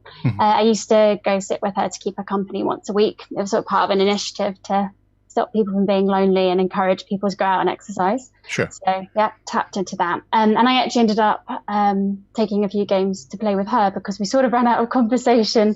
And actually it was incredible, like an 85-year-old woman who doesn't really know a 20-something-year-old woman as well. And actually we really connected over those games. And from there, I was lucky enough to work at a really lovely company called Big Potato Games, where I was hired as a freelancer to set up their corporate team building hosting side of things. So going into places with their wonderful, wonderful games and turning them to something much bigger and that can be run sort of, 75 people at one time, and bringing them all together and having some fun with them. And as you can imagine, it was pretty, you have people resist, people think, oh, a game. And we turned it into something that actually people would never sit out of. So that was really good fun. It's fascinating. I've started to see this more and more where people are using games, board games, and even war games for team building exercises. And whenever I had to go on team building exercises in the past, it was trying to build a barrel raft or something like that. It was more sort of physical. But I think when you look at the sort of things that we play for our own hobby benefits, they are much more in-depth and intuitive and require the sort of skill sets that companies probably want to develop in their staff more than being able to tie a knot around a blue barrel to make sure that it holds somebody up while they paddle out. So do you think that the games play a more integral part then with the likes of team building and that sort of thing now than perhaps had been looked at in the past? I'd say so. I know I'm biased, but I do think so. I think it's a less forced way of encouraging people to actually still connect. With play in general, one of the many benefits, you alleviate stress and it releases endorphins, and it does connect people. There's this wonderful woman actually called Jane McGonigal, and she did a very good TED talk about play and the benefits, and how even going through an experience, whether it's cooperative or not, with another person that is a game, you almost start mirroring their body patterns and their movements, and you've therefore shared that experience.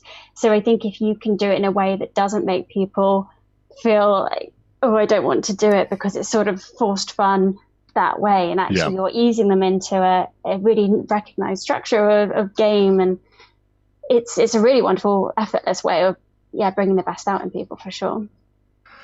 I suppose that brings us on to why you're involved with UK Games Expo this year, and that is Game Plan Life Coaching. So this is a development of your own from that sort of team building exercise to segue into actually developing people on a one-to-one basis rather than in groups? Yeah, so that's how it started for definite. So that awareness of how beneficial play can be, and then in the background I was doing my transformational coaching qualification, and they've just kind of come together in this beautiful like melting pot of wow, look what this can do for people. And so yes, I've set up Game Plan Life Coaching to work with predominantly gamers and creatives and introverts actually. So people that, because I think with coaching, it's all about your rapport with that person. You know, Sure. like, do you like them? Do they speak the same language? Do they get you? Do you feel comfortable? And so I've chosen people that I feel comfortable with, and turn so far they've been comfortable with me. And that's, as a result, you get way more out of the coaching space. There is obviously there are a lot of coaches out there, and it's important you find the one that works for you. So yeah, so that sort of brought my segue to one-to-one coaching. And actually I have been working on a group coaching course as well. But right. Okay. Don't worry, less team building. I definitely don't make people do any icebreakers. I suppose from the gamer point of view, I know even though it is a social hobby in the main, there is definitely a big overlap between introverts and gamers on that Venn diagram. And a lot of people will often view themselves as introverted too. I suppose there's never a black and white. You're not just an introvert or an extrovert. You'll be somewhere on a range. But we do tend to see more introverted types being involved in various aspects of the hobby, because they are things that can be, I suppose, controlled within a certain extent. So what sort of things would they expect to see working with you and the game plan? Yeah, that's a really great question. So actually, and this is sort of what inspired me to create the course as well, but one-to-one coaching, we'll stick to that for now. What people can expect from working with me is basically a heightened self-awareness. I've discovered from doing this that actually the more self-aware we are, the more it builds confidence and self-esteem. And a lot of times people come to me because, you know, they maybe want to change job or be happier in their job. Maybe they're dealing with a difficult situation and they just want to be okay with it or change it. And a lot of times those situations actually just, you know, they're manifested in that needing a bit more confidence, or at least a bit more understanding why they want what they want. And then coaching is very much that catalyst. And that's actually why I really love working with gamers. From my experience, I think that we're such visual people, and, you know, there's a lot of like logic, and there's sort of many ways that, you know, if you work hard enough at something, you know, you'll go up another level, or, you know, you'll complete the quest. And often that, like, it's kind of clear where they want to go, and coaching can be that catalyst to sort of unblocking that, you know, the mini boss or the baddie that's in the way of stopping you getting there. So with the Game Plan Life Coaching then, when you're actually developing the sort of format you're going to be working with your clients, do you actually bring a game to the table then and set them up and develop through the play style with them, or is it just a methodology that you've worked out based on previous experience with gaming and gamers? It's definitely more the latter, I'd say. So the play element is sort of like an inspiration to my work. I suppose a bit like, you know, meditation might be for people that are more driven by like energy work for themselves. So in one-to-one coaching, I don't put a game on the table as much as I'd love to. It's terrible shame. You know, maybe when we get to that stage, if someone insists, I'm like definitely open to suggestions. But I'd say it's much more the play or the game side of it is that, as I think I might have like mentioned, so the game, understanding how gamers think and how we approach things, and actually when that level of understanding is applied to things, it makes them much more accessible. So sort of, I suppose, framing it in a different way. So like one of my favorite questions, if it's right, can be, you know, if this was a game, what kind of game would it be? Or like, what kind of player are you being at the moment? So it's sort of that language is inspired by the games, and then seeing how we can engage you with how you want to achieve what you're working on through that player mindset. But it's by no means forced at all. I think what's really, to be honest, and what I'm noticing as well is noticing that it's a space where that language is really understood. Like when people feel safe that they can express themselves in a gaming way, if it feels fitting, and that it's with someone who actually is coming from a similar place. Yeah, you're not trying to pigeonhole people into archetypes just based on what they last ran in a game of Dungeons and Dragons. Then it's more a case of finding terminology and methodology that works. 100%. Yeah, exactly. And actually, I love that you mentioned D&D as well, because that was sort of, again, something that semi-inspired me on the course I've been creating. That I think the easiest way to think of it is like we're creating that like D&D character sheet for you. And, I just feel like that, like thinking about it like that, it just sort of makes a bit more sense. And it's just a bit less dry than, trying to come up with like a personality sheet that, Sure. prescriptive. And goals and objectives to reach in life are a bit easier to tailor. Yeah, exactly. When you're, defining your own character, I suppose. It's kind of just about bringing the joy back in, right? Like finding that fun, that elusive fun in the things that we do, and tapping into why we want to do it. It's a fascinating approach. I'm going to take a quick look at your website. So if people are interested, they can come over to gameplanlifecoaching.com. And this sort of gives people a basic idea of both yourself and Game Plan Life Coaching. So what they can sort of look towards, including some, I suppose, testimonials from people who've already worked with you. Is it a relatively new company that you've set up with this? Yeah, so I did all sort of the official exterior stuff in September 2020, and it's been going from there. But I've been coaching prior to that. I definitely developed my website development skills the last few months.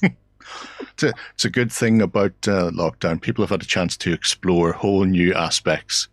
Definitely, yeah. I've been capitalizing on that. So this is the latest version of the website. I find there's always something you want to change when you see it with fresh eyes. But yeah, so it's officially since September. And we have here about yourself, the rules you play by. I can definitely appreciate the value of a nap. They seem to be sadly lacking in my life, mind you. But it's nice that people can sort of see the ideas that you base your own sort of life and growth around, and then they can see themselves. Because I know when you are working with somebody, and life coaching is different from therapy, which obviously people should be aware of, but you're opening up to a certain extent, and you're having to work with somebody, so you need to find the person who works best with you, and you don't have that sort of clash of personalities. So it's nice to have an idea of the person you're going to be reaching out to. I suppose if people are looking to get in contact with you, you can book a call with you on the website. But is there a sort of an expected progression? What sort of timescales would people be looking at? Would it be multiple sessions over several months, or would it be shorter or longer, or how do you sort of develop things? Right. Yes, that's a good question as well. So in terms of how it works, from sort of you pressing that button or sending me an email, we set up a call that you choose for a day and time that works for you. And we have a 30-minute chat. So that chat is a part coach opportunity. So like 15, 20 minutes, we can talk through what it is that caused you to click the button in the first place that you want to get coaching around. And so you can experience, like you say, what it is to work with me. And also it's an opportunity for both of us to ask the other one questions to understand, as you correctly pointed out, the difference between coaching and therapy, and just to take the opportunity as well there. So coaching tends to be sort of more actions focused and like future looking. Yeah. And so taking who we are now and using that knowledge to go to where we want to be, rather than sort of reflecting and dissecting things that we're trying to understand from the past. It's very, very basic. And I really encourage people to do a bit more research if they want to understand it in more depth. Sure. But obviously, therapists and counselling tend to be sort of more medical professional. So from that call, if everyone's happy and wants to go forwards, it's what I recommend is sort of meeting once every fortnight, once a week or once every fortnight, because the momentum is really important. Another really great part of coaching is it introduces accountability. So it kind of is that person who's like cheering you on from the sidelines, who wants to hear how it's gone, and wants to make sure that the thing you said you wanted to do, that we're working towards that. It, definitely not someone who's going to be sort of telling you off or anything like that. It's much more, we're a team, and we want the same things that you want to get. So it creates that. And then just in terms of quantity, it really depends on sort of what you're wanting to get out of it. Typically find like some people 3 sessions has been amazing. I worked with a really, really awesome gamer who he was looking for a change of job, and it just, it's quite a dry process. It can be really prolonged and tiresome, but we actually compared it to one of his favorite games, and we changed each stage became a level with a trophy. And honestly, we had 3 sessions and he'd got the job. So I think minimum 3 sessions tends to be good. 3 to 6 is the typical. And you were saying earlier that you've also started working on sort of group sessions as well, or rather than just one-to-one. Are they specifically aimed at particular groups of people in that? Would it be like a group of friends or a family group, or is what sort of way, or is it in a sort of a round table sort of conference with people who may be strangers to each other but just working group wise that way? Yeah, round table for sure. I love the idea of people maybe already like group of friends doing it. There's definitely no reason why it wouldn't work at all, because obviously that level of understanding there. I think what's important with the coaching space is obviously it's completely confidential and it's judgment free. So the complicated part, I guess, if they're coming with preconceived relationships, is that stays in place. But it's easier to let the mask slip with people you aren't familiar with. Exactly, yeah. And actually it's been amazing, the group that we've been running it with now, like the bonds that have been formed. And, I run a Discord that supports that group coaching. So we've got the space to communicate when we're not meeting within those video calls. So the reason I created this is because I noticed there's some recurring themes, I suppose, I've had in clients last year.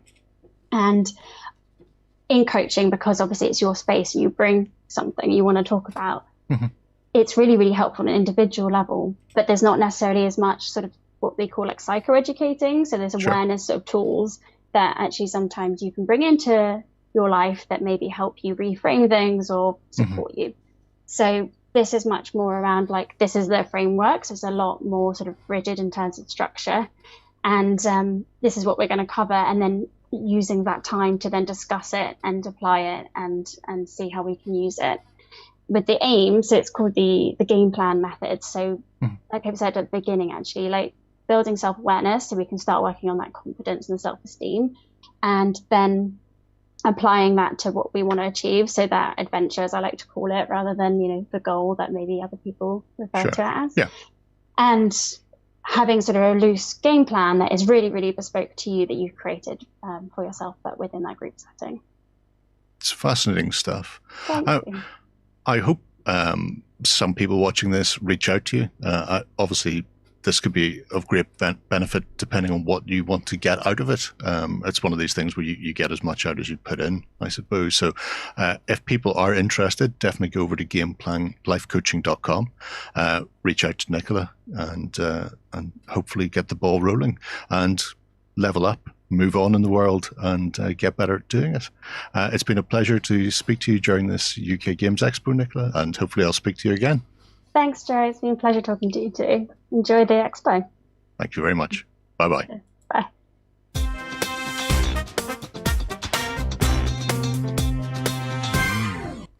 Yeah. There you go. A little bit different. I suppose with a lot of people being in lockdown over the past couple of years, there's plenty of opportunity for people to go, you know what, maybe it's time I get out of this rut I'm in. So could be of value to a lot of people out there. We talk about lockdown. I had mental health issues before lockdown, and it's we opened up about it. If you check on the OnTableTop YouTube channel and on Tabletop and do a search for opening up, we shared a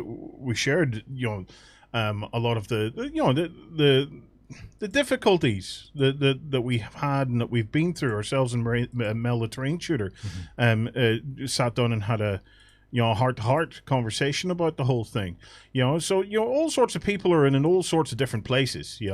And an expo is an expo. It's an opportunity to expose ourselves to things that we maybe didn't know were there in the first place. So if that's of help to you, or if it's something that may help you, well, hey, go for it, because everybody is allowed to try and make themselves feel a little better, and to try and find their way through life in a fashion that's maybe a bit more tolerable than it was yesterday. Here's hoping. Right. Okay. Next up, it says here, Gerry, how to be. I thought it was saying how to be a great guy. But it's so close. It's how to be a great GM. How to be a great GM. Which is equivalent of being a great guy. Yeah, with Guy Sklanders. So he did one of the seminars on GMing, and actually they talked to him yesterday about his Diceless RPG, the bounty hunting sci-fi game. Yes. So this is actually about his YouTube channel and about the seminar he was running at the show. Okay.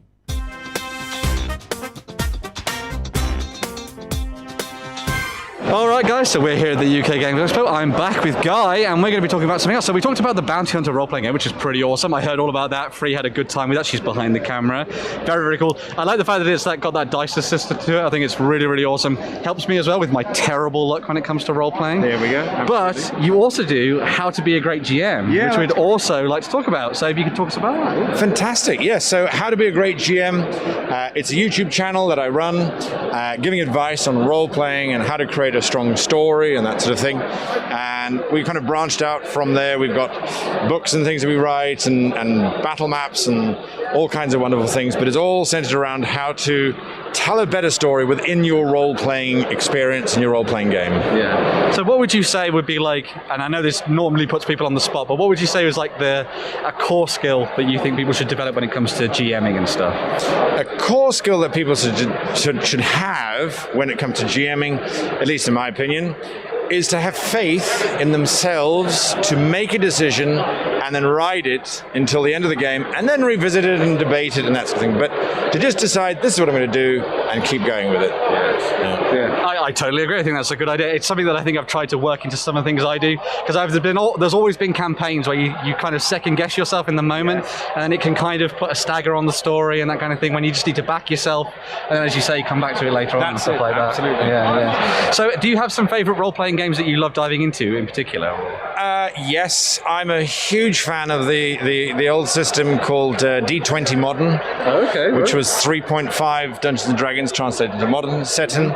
Absolutely love that. Yeah. 5th edition is a go-to, of course, but something that I will always love, and I had the privilege of meeting the author here this weekend, is Dungeoneer, which was Ian Livingston's old D6 role-playing system, just because it's super simple and fun, and you can just have fun and go do that sort of thing. Yeah, absolutely. So what are you playing at this particular moment in time? Obviously not right now, but what's the thing that you're doing right now, the zeitgeist, as it were? Well, that would be Bounty Hunter. Of course. Yeah. But also, what I really like about Bounty Hunter was we had someone here today for a little demo, and his wife was there, and she's like, "Oh, I'm not a role player." So well, just sit down.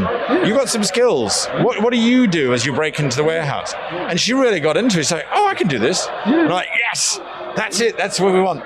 Doesn't really matter what system, as long as you're having fun. So yeah, it's Bounty Hunter. But if anyone said to me, "Run a game right now," I would probably say, okay, it's going to be Modiphius' Star Trek system, the 2D20, just because I'm a Star Trek nerd. I do like Star Trek. I love that it gives you like a different vibe to things, because it's not your typical sort of going out slaying monsters and all that kind of thing. Exactly. They've actually got the diplomatic edge to it and all that kind of thing, and they have done a really, really good job on that system. They did, absolutely. Wonderful, wonderful, wonderful job, yeah. So if you are interested in learning how to be a great GM from the man himself, Guy, and obviously you've heard about Bounty Hunter, which is also very, very cool, make sure to come and check you guys out. We're going to have the links down below in the post, everything. So if they want to come and find you, they can definitely do that. It's been fantastic talking to you, Guy. You've given me some inspirational words as well. You've reaffirmed my faith in myself when it comes to telling the right story, which is the main thing. We're going to move on and do some more videos. We'll see you guys in the next one.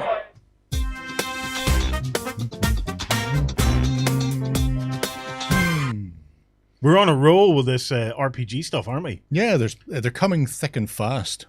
And like myself, yes, thick is always good. Yes. Fast, not so much, but thick is good. So tell me, your top tips for a GM. My top tips for GM. Preparation. Yeah? No, you don't need to know the world so much. You need to know your story. And then make allowances for your players, because you can put the most streamlined train track thing in front of them, and the first thing they will do is go completely off book. Yes. So if you know where your story is going, and then they go somewhere else unexpected, then you can steer them back on course. Or if they completely go off book totally and they're never getting back to it, that's fine. Just run with that. But the thing for a good /great GM, you have to be able to think on your feet. So I never let myself get too bogged down in mapping out every single point they need to go to, because they'll miss half or they'll skip half. And just knowing where things are going and then allowing you to move the stuff around is better, because it allows things to flow. And if you can sit back, and if your players will sit for 45 minutes talking amongst themselves, because you've already given them enough to go, you don't need to go in there and start fussing with it, because they're playing the game, and then you can just steer them. When they've got something to do or a question to ask, you're there to answer it. But you don't need to be a narrator. It's not Jack and Nori. So that's generally where I aim. There you go. There you go. Gerry's hot tips on GMing. So always map the stuff out in advance. I never get the chance to do much GMing. Basically what I try to have is a bunch of handy things that I could roll up a character quickly, or find a name for a character quickly, because I would struggle sometimes to think of it. So I'd maybe have some lists sitting handy that I could just quickly go through. Oh, there's a name I'll use. That'll be the name of this character. The Primordia from earlier, they had a name generating table in there, so you can do it depending on the game I'm playing. So I run a lot of Call of Cthulhu because it's an excellent game, and I will pull up census tables from the time, and you can literally have them sitting on screen, like the 1911 census from London or from the south of Ireland or whatever it happens to be. And then when somebody goes, you meet X, Y, or Z, you meet a barman, what's his name? That's his name. And then you just make a little note on the page in front of you that because the census will have occupation and everything. Census have everything. So you don't even have to, if you're playing historical, it's much easier. You don't have to think or anything. But yeah, having little generators like that, or just lists of names, most popular men and girls' names from the 1900s or the 1960s, and doing it that way. A little bit harder / easier if you're playing fantasy or sci-fi, because you'll find that there are random generators online you can just go and borrow from. Although if you've got a very particular genre or setting, you may find it's harder to find the specifics. But you can get generic elf names. And that can be part of your preparation. Preparing your kind of fallback lists that you can fall back to. Funny that's chuck things out on. Right, next up we are going to have a look at SLA Industries, or Slay as Gerry calls them. Slay.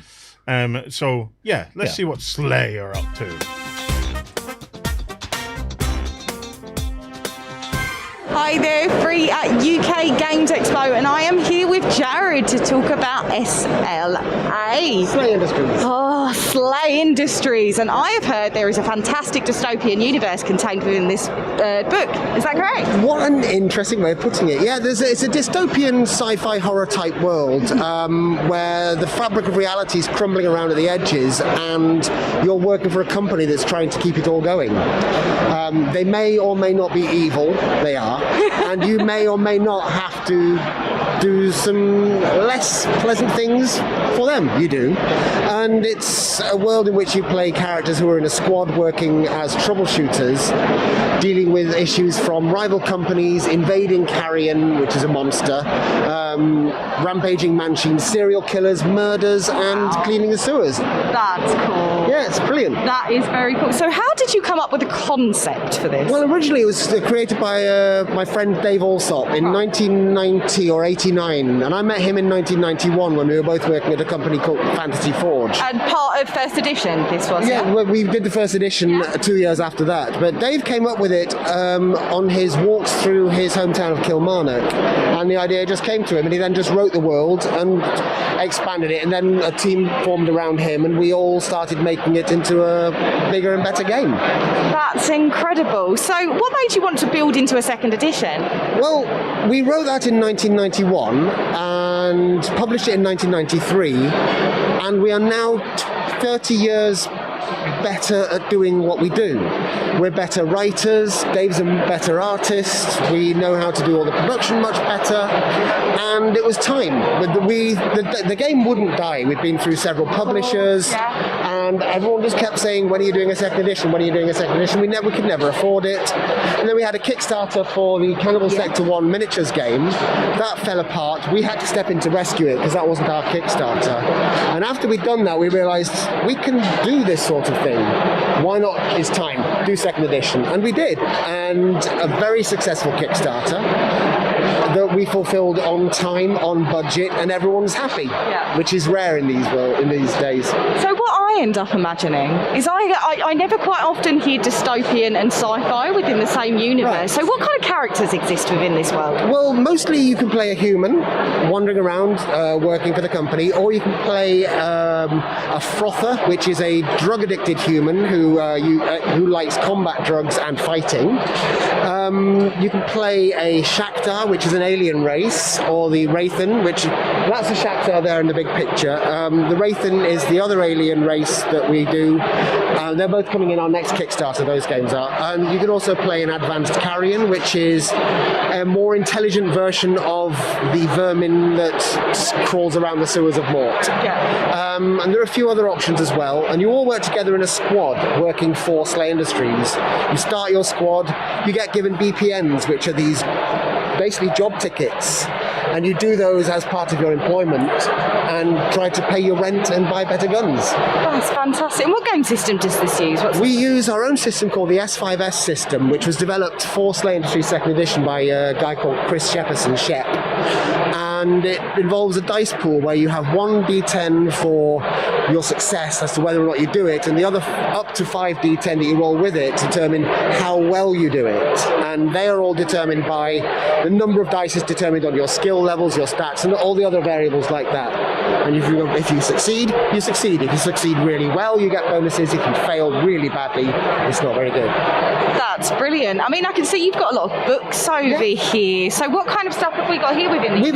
At the moment, we've only got these are the 3 books from the first edition. We've got the original book, Cannibal Sector 1, which was started as a skirmish game. But Dave and I realised we don't really do skirmish games and just wrote 300 extra pages of role-playing stuff. And Hunter Shoots Issue 2 was the first game we did back when we first decided to go independent again. Broke free from Cubicle 7, our former publisher, and broke out on our own, and that was to see if we could do another book. So we did that. We then did our Kickstarter for Slay Industries 2nd edition, which gave us this book, which is our main rule book. And this comes with the GM screen, which is, the GM's pack. And I'll show you the full art for that because it is extraordinary. Oh, please do! This is another piece by Dave Alsop, the creator of Slay Industries. Gorgeous, isn't it? Yeah, and that's 4 panels of US letter size card, and it's brilliant. It's got all the rules on the inside that you need. I mean, the artwork itself for me is fascinating to look like, because you don't often see fantastical creatures but combined within a sci-fi universe. And this is my problem personally with sci-fi universes, is because I do have quite a soft spot for fantasy. But I'm looking at this and it does seem quite up my street, which is lovely. But what else do you have? We also have different variant covers that we did for the Kickstarter. Like we've got this one, which is the special version. And we have a more expensive gold version. They're the same book, but we've done limited edition covers to try to get people who are really into it to have better things. Yeah. Deliver on quality without. We don't put a barrier on content, so you don't. If you buy the expensive one, you don't get more content. So if you get the basic edition, you have all the stuff we've written. Yeah. The special ones are just a better cover because we don't like putting barriers between everyone and everything we've written. Yes. And we've also got this special cover, which is Kickstarter only, so we're not really selling that apart from to Kickstarter backers. Yeah. And we've got a quick start, which is a very simple little book. And it makes it look like we've got more books out than we have. But if you come back next year, as we will, then we will probably have another 2 or 3 books out on the market, plus other stuff we've been doing. So yeah, it looks like we've got more books than we have, but we've just got quality over quantity. Absolutely, and I understand that giving people the option to collect as well, which is really, really nice, having that variant. And if you don't want to, you can just buy the standard edition and play it. For those that have played Slay Industries before in the first edition, what changes have happened? The biggest one is that we are 30 years better at it. Yeah. It's hard to stress how much that has improved. We're very proud of our first edition, but there's things that we wanted to tighten up and make. People didn't like the original system, so we improved on that. It's evolved. The world is the same world, but the time scale has moved on. Events in the universe have happened, and we've also dealt with more stuff that's relevant to play than the background story that we put in the first edition. Yeah. We've got fewer pages, but at the same time more content. Less, like I said, we are better writers and better artists than we were back then, and we were good then. So people should like it. Absolutely, seems like it has evolved a lot. Well, thank you so much for having a chat with us. Guys, if you're interested in Slay Industries, it is certainly interesting. Come stop by at UK Games Expo. We're here when you can pick up loads of variant copies, your quick start guide, and everything you need to do to get started.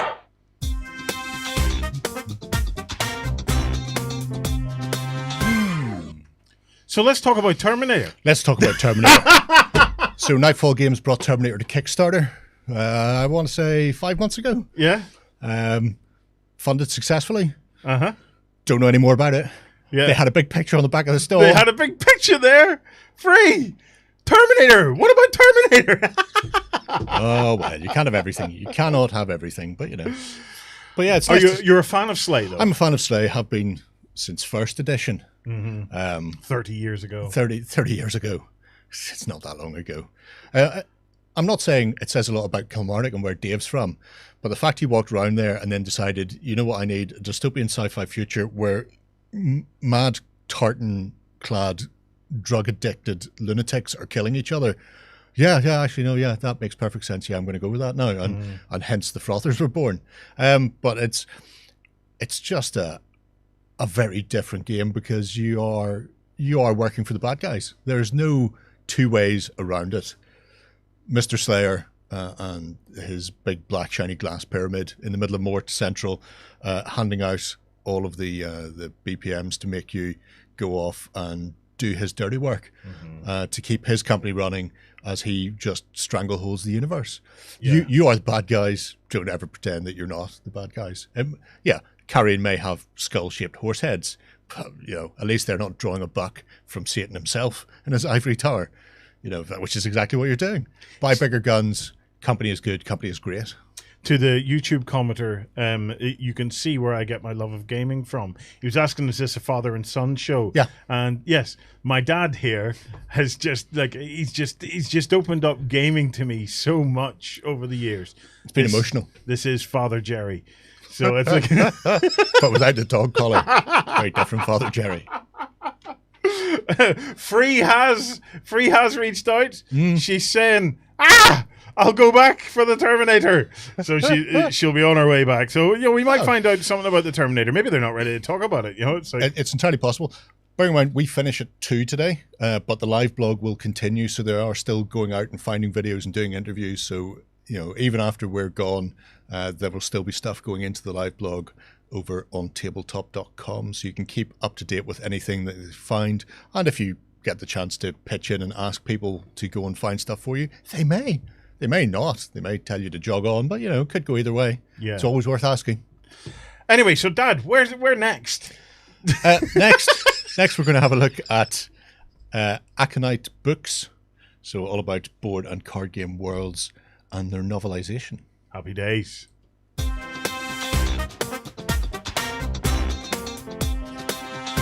Hi there, Bree here at UK Games Expo, here with Aconite Books, and my word, I have seen their name everywhere at this weekend, because not only do they have their own booth, but there's some very special stuff going on around the expo. What's happening over here? Well, we're here for the first time, launching our new range of books based in the worlds of the best games. So there are plenty of people play fantasy games like Twilight Imperium or Terraforming Mars, and they start inventing stories for their characters as the plot lines play out. We take those ideas and turn them into full novels. Obviously there's been Dungeons and Dragons novels, Warhammer novels. We're bringing that idea to everybody else's brilliant board games. Yeah, so I'm quite familiar with the Fantasy Flight crossovers that you've done, so such as Keyboard, your Arkham Horror, but I've recently seen that you've got Zombie Side, and with the upcoming pandemic as well. That's right. So that's constantly growing, so that must be really exciting. Very much so. A bit like Asmodee offer distribution to people, we do the digital versions of the board games. We offer books as part of our service, as part of the bigger Asmodee group now.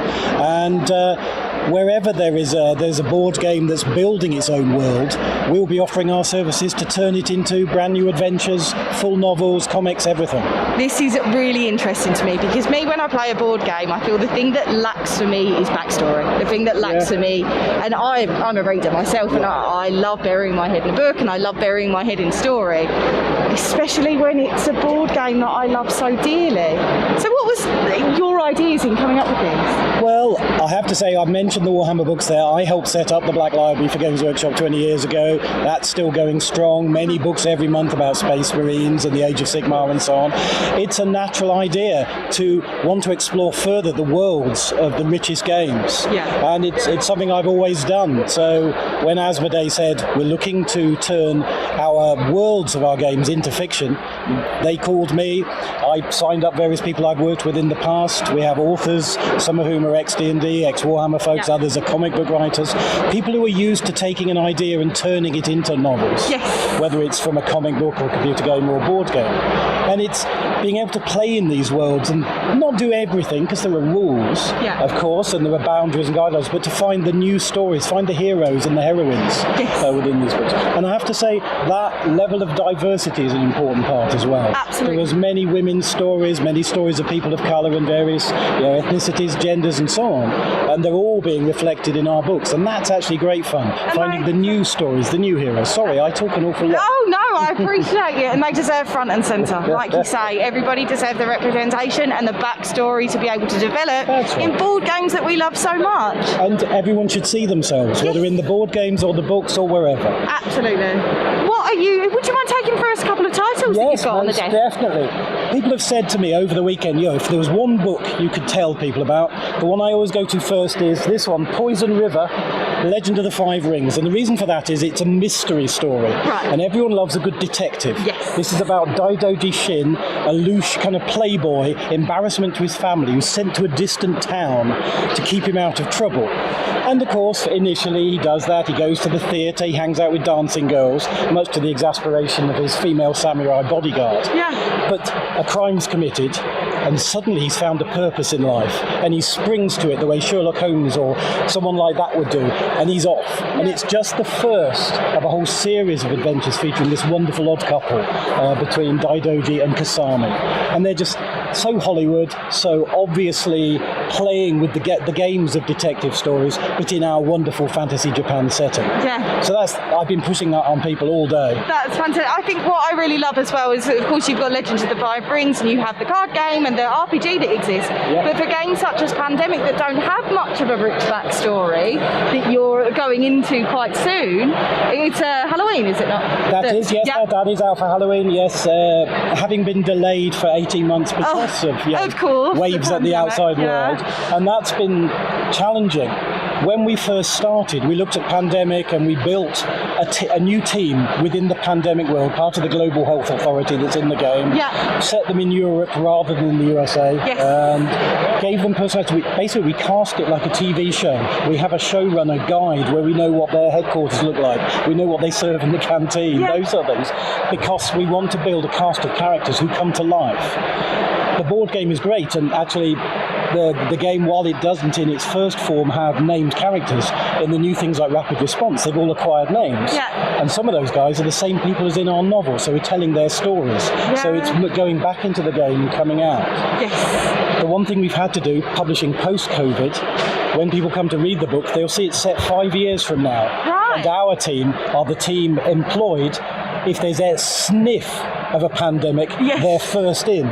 But of course, 5 years from now, some governments and funding agencies are going, well, we survived, what's the problem? There's no worry about it. So they're fighting City Hall, they're trying to get up country in deep jungle in South America. Yeah. And our new guy on the job, who's only been in there a few hours and is already on a plane to Peru, is working with his ex-girlfriend. And of course, the social, the personal side is a part of how we come to love and follow characters through. And ideally, we'll be doing a bunch of those that will grow into its own self-contained saga too. That sounds absolutely perfect. Me, myself, I'm someone who buries my head into books most of the time, so the combination of two of my favourite things, which is board games and books, it's quite a good one for me. So thank you so much for letting us stop by.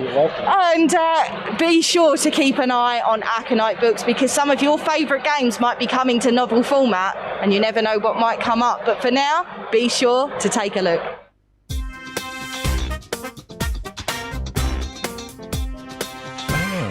So I've been getting a stream of recommendations in, Gerry, for Aconte Books for their new series, Father, Gerry and Son, the novel. Like it. Somebody's even come up with a pitch, an elevator pitch for this. It's somehow a grimmer version of The Road, with Gerry as the father and Warren as the son. Holy Ghost! that makes I'm going to ignore that one. That makes a lot of sense. Still ignoring you. Oh, come on, man! Right, we have an exciting bit now, don't we? We do have an exciting bit because they finally managed to get down with moving pictures and not just photographs. Photographs. With So sketch they artists. have been down. We have just received it, hot off the press.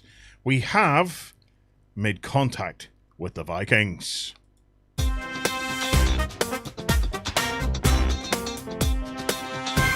Hello everybody, we have left the NEC. We are here at UK Games Expo 2021 and I have came out for something you guys have really been looking for, the Viking Village. Good morning guys! Good morning! So, I have stopped off with John. Very heroic. How are you, sir? Are you enjoying the show? You happy to be back? Yes, you can tell it's day 3 because the voice is going. Oh, yeah, no, trust me, if you saw the inside of my throat, it's nothing but hard, callous skin. It's just like, yes. So, what have you guys been up to this weekend? We've been here all weekend.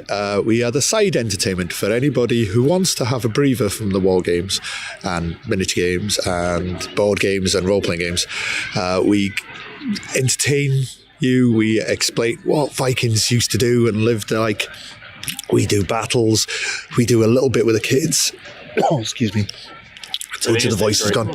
Which was has been a bit contained because of COVID, but we're still doing stuff for them.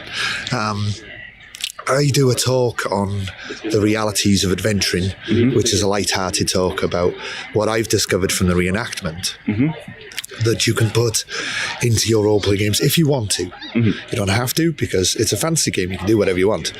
But that is the concept of it. Well, I'll tell you what, let's take a quick tour around the camp while John just, gets rid of a lung. He'll go find it later. So in the camp, what we're seeing, if you come across here, maybe you can give me a little bit of a guided tour around the camp here. So what all are we seeing? So around you, you'll have a battle camp. We've got lots of different standing tents, obviously with shields, drink, sea chests, etc. So these are all sleeping quarters of the warriors that are here amongst the village and will be fighting later. Also, of course, we have some wonderful ladies who are sitting there looking lovely, as always, and doing crafts, of course, helping us by spinning some wool over there into some form of string by the looks of it, which is always good for making clothes. You'll see an awful lot of weapons, because obviously we are at a military camp, so weapons are required for going off and killing those horrible Saxons. Now, I'm assuming most of the kit that we're seeing in the camp would have been carried on the longship to here in England for the raid, yes? Yes, that's correct, yeah. So it'd all be carried on the longship. Generally, what also would have happened is things like that tent there could have been made out of a sail, because obviously when you're coming across, you want to carry an awful lot of kit with you. Carrying loads of tents is going to reduce the room for warriors, weapons, food. So you just take your mast off and turn your sail into a tent from your ship. So basically everything had to be multi-purpose. It had to be pure function. But again, some of the stuff that you actually wear and they made back then is gorgeous. I love the little, is it a sax or a seax you call it? This is a seax, yeah. So this is a weapon of a free man. So as a free man, I can carry this and wear it on my front. It wouldn't actually be drawn that often when you were, sort of in a bar. There wouldn't be that many knife fights randomly happening. But you would carry it, obviously, as a secondary weapon for if you're in battle. Now, as reenactors, obviously you can't just nip down to like Walmart or Tesco's and pick this kit up. Is there specialist traders that you'll pick stuff up off, or do you make a lot of it yourselves? It's a mixture, really. So I'm very lucky. My mother-in-law makes my kit for me. She's a fantastic seamstress. But a lot of the times we head on down to places like Torm, which is the original reenactors market, and many other markets like that throughout the UK, where there are hundreds of traders that turn up and supply all of the specialist gear that you see before you. And whenever so specialist gear, yes. How much other like craft work? Because I'm sure getting into this, there's a lot of like the old crafts that you'll learn, like spinning wool that you can show off on the actual events and stuff. But are there any other like particular skills that a reenactor like yourself would pick up to actually, do events like this? Yeah, so I myself am a moneyer. I mint coins. We get the children to do that as well. But you can do every skill possible, basically, that they used to do. So everything from blacksmithing to woodworking, to spinning, to making clothes, fletching, making arrows. If you're exceptionally skilled, you can go and learn how to make swords if you really want to. Our society really does push forward sort of learning these crafts and taking the knowledge forward with you. Well, it's something I've even seen back at home in Ireland. There's actually a place up in Ballymena. They call it the Hot Milk Forge, where you can actually go and do like a weekend's blacksmithing. Oh, wow. It's kind of on my bucket list to go and do that. What about yourself? I'm guessing you'd love to do that as well? Oh, 100%, yeah. Go make your own sword. Absolutely fantastic. I see. Now, we have a John running away. John! Did you find your lung? Is it back? Yes? Or have you just went for some mead, yeah? Yes. A drink really helps when it comes to this kind of thing, really. Now, one of the talks you do here at the event is the reality of being a warrior in the time versus... Now, I'll move over here just because we need to see our lovely warrior. No, I need you here, John, as well, so we can continue talking. But one of the realities of being a warrior is there's only so much kit they can carry, yeah? Yeah, that's about right. Unfortunately, reenactment kind of ruins fantasy role-playing games in particular to a degree until you get over yourself and realise that it's a fantasy game so you can do whatever you want. But part of my talk is I illustrate the point with it's more video games really when you've got 100 swords of different types and gear, but you do get the odd role player that thinks they can carry 2 spears and a 2-handed axe. And I do a funny thing where I show you that that's kind of hard work. Okay, I kind of think everyone at home wants to see this. So we have a willing victim-ish. So shall we kit him up? Yes. What we'll do is you're going to be the player. Okay. Controlling your new character. Ready, player 1. A level 1 fighter.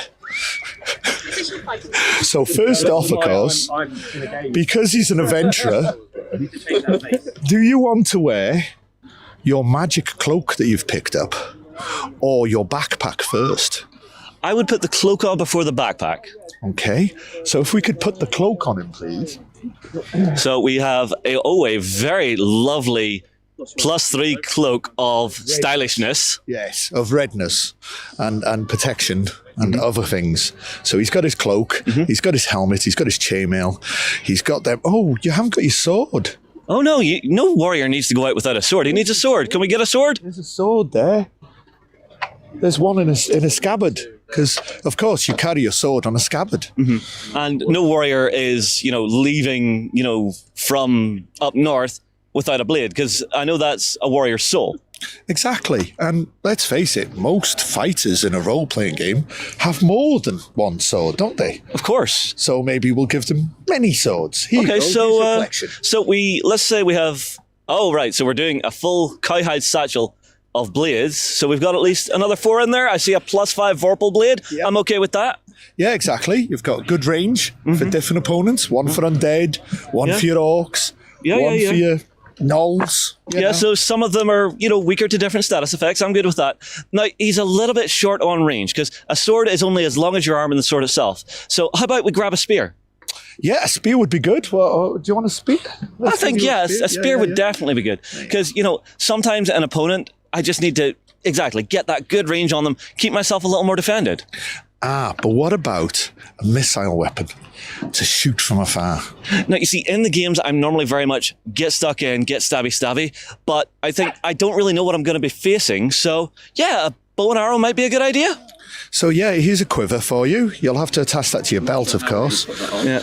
Put it on, balance it precariously on the sword. Oh, you could do that. That's or a good you could idea. slip it down over the head of the spear. Yeah, you could. Well, you'll notice he's put it on his side. Uh-huh.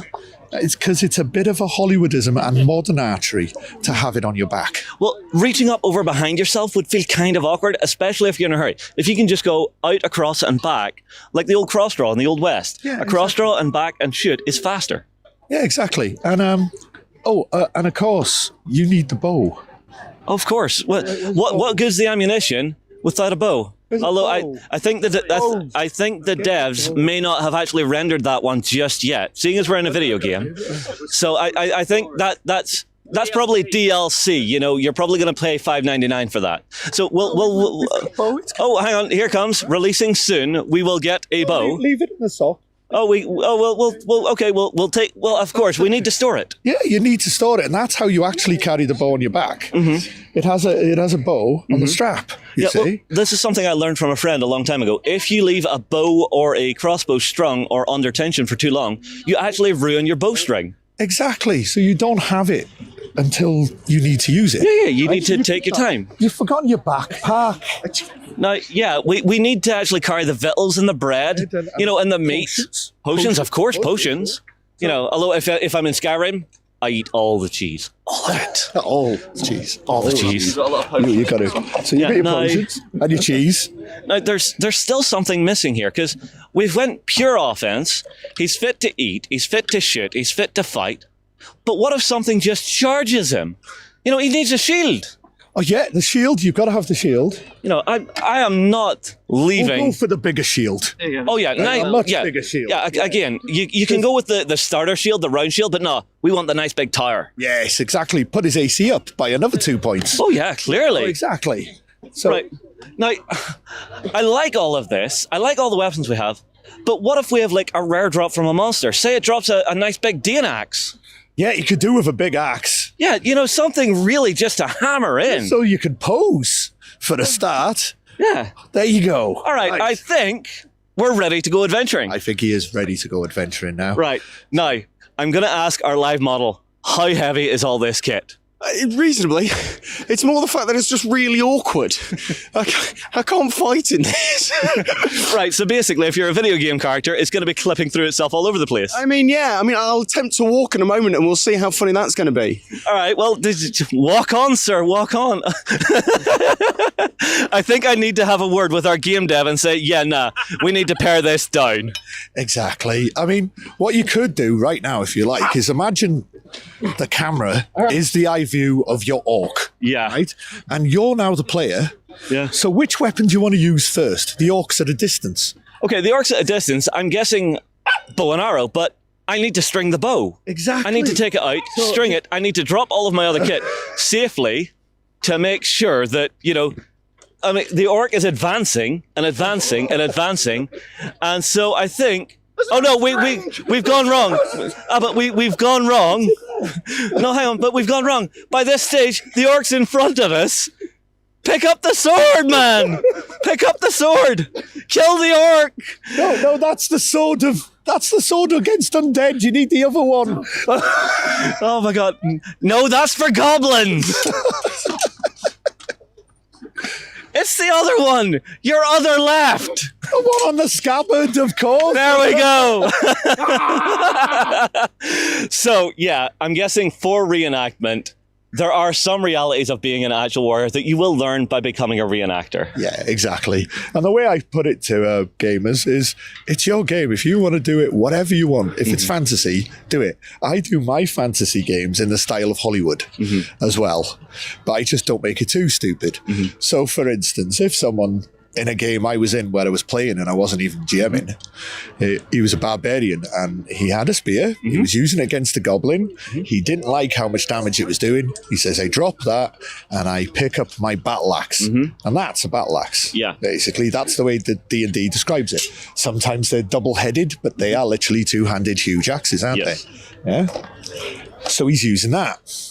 He then decides he doesn't like it anymore, so he wants to use the spear. So the GM quite rightly goes, well, it's going to take you around to pick up your spear. Yeah. And then this guy came up with, oh no, I've got another one on my back. Hang on. Even then, is he just leaving a trail of weapons behind him as he's walking through the dungeon? Exactly. Did the GM rightly say, no, you didn't say you picked them up? Exactly. I think his exact words were, where did you have the other spear then? Up your bum? You know, it's one of them. So I say balance it out a bit more. And another part of the talk is I'll show items that we all take for granted in the equipment lists of these games, but we don't, half the time you don't know what they look like. So there's an actual water skin, if you like. It's a bottle, and it's been covered in beeswax to keep it waterproof. Yeah. And the reason why they do that, as well as it's waterproof, beeswax is a natural antiseptic, so you don't die of horrible diseases drinking it. Of course. Oh no, you're right. No. Better? Now, I will say one thing. I love seeing you guys here because we love having you. One of the great things about this show is there is so much going on at the expo, and coming out to see you guys, seeing this would inspire me to play Vikings on the tabletop. But if I already play Vikings on the tabletop, seeing this might actually inspire me to join you guys. Well, yeah, it's how I started. I'm showing my age now. I picked up the Warlock of Firetop Mountain. That's what got me into all this. I got heavily into role-playing games. I always wanted to be a ranger. And I ended up finding out about a local group where they were Vikings. Ooh, that sounds good. And I got into it. And the more I learned, the more I did it. I originally did it to be a big kid and fight people with swords. Who doesn't want to do that? Of course. But the more you do it, the more you find out about everything about the time period. And it's fascinating stuff, guys. We take so much for granted with our modern language that the days of the week come from the Viking gods. There's all kinds of silly little things that we take for granted that is our modern culture, all developed over the 1,000 years. So yeah, if you fancy having a go, and I'll be honest with you, to my mind, reenactment, humour, LARP, they're all the same. They've all got different strengths and weaknesses. At the end of the day, none of it's real because none of us really kill each other. It's fun. It's a laugh.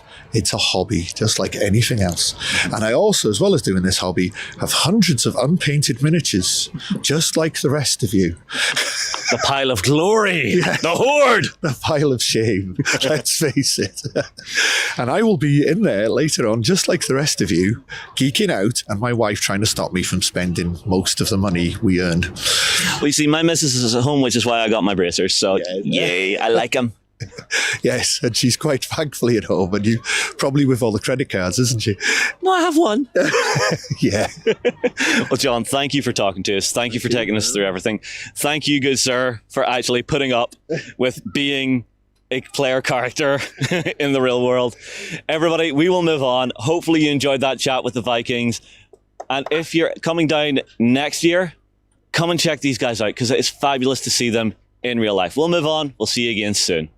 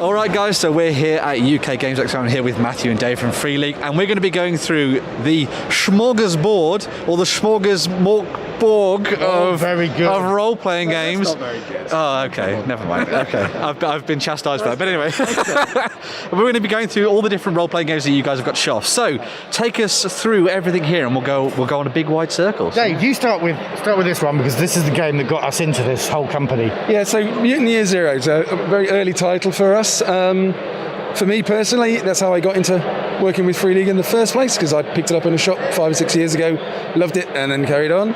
It's a post-apocalyptic game. It looks at the lives of mutants, as the name suggests, and you start in your Ark, which is your kind of haven in this destroyed world, but your Ark is failing, and you have to go and explore the zone, and the game takes you from there.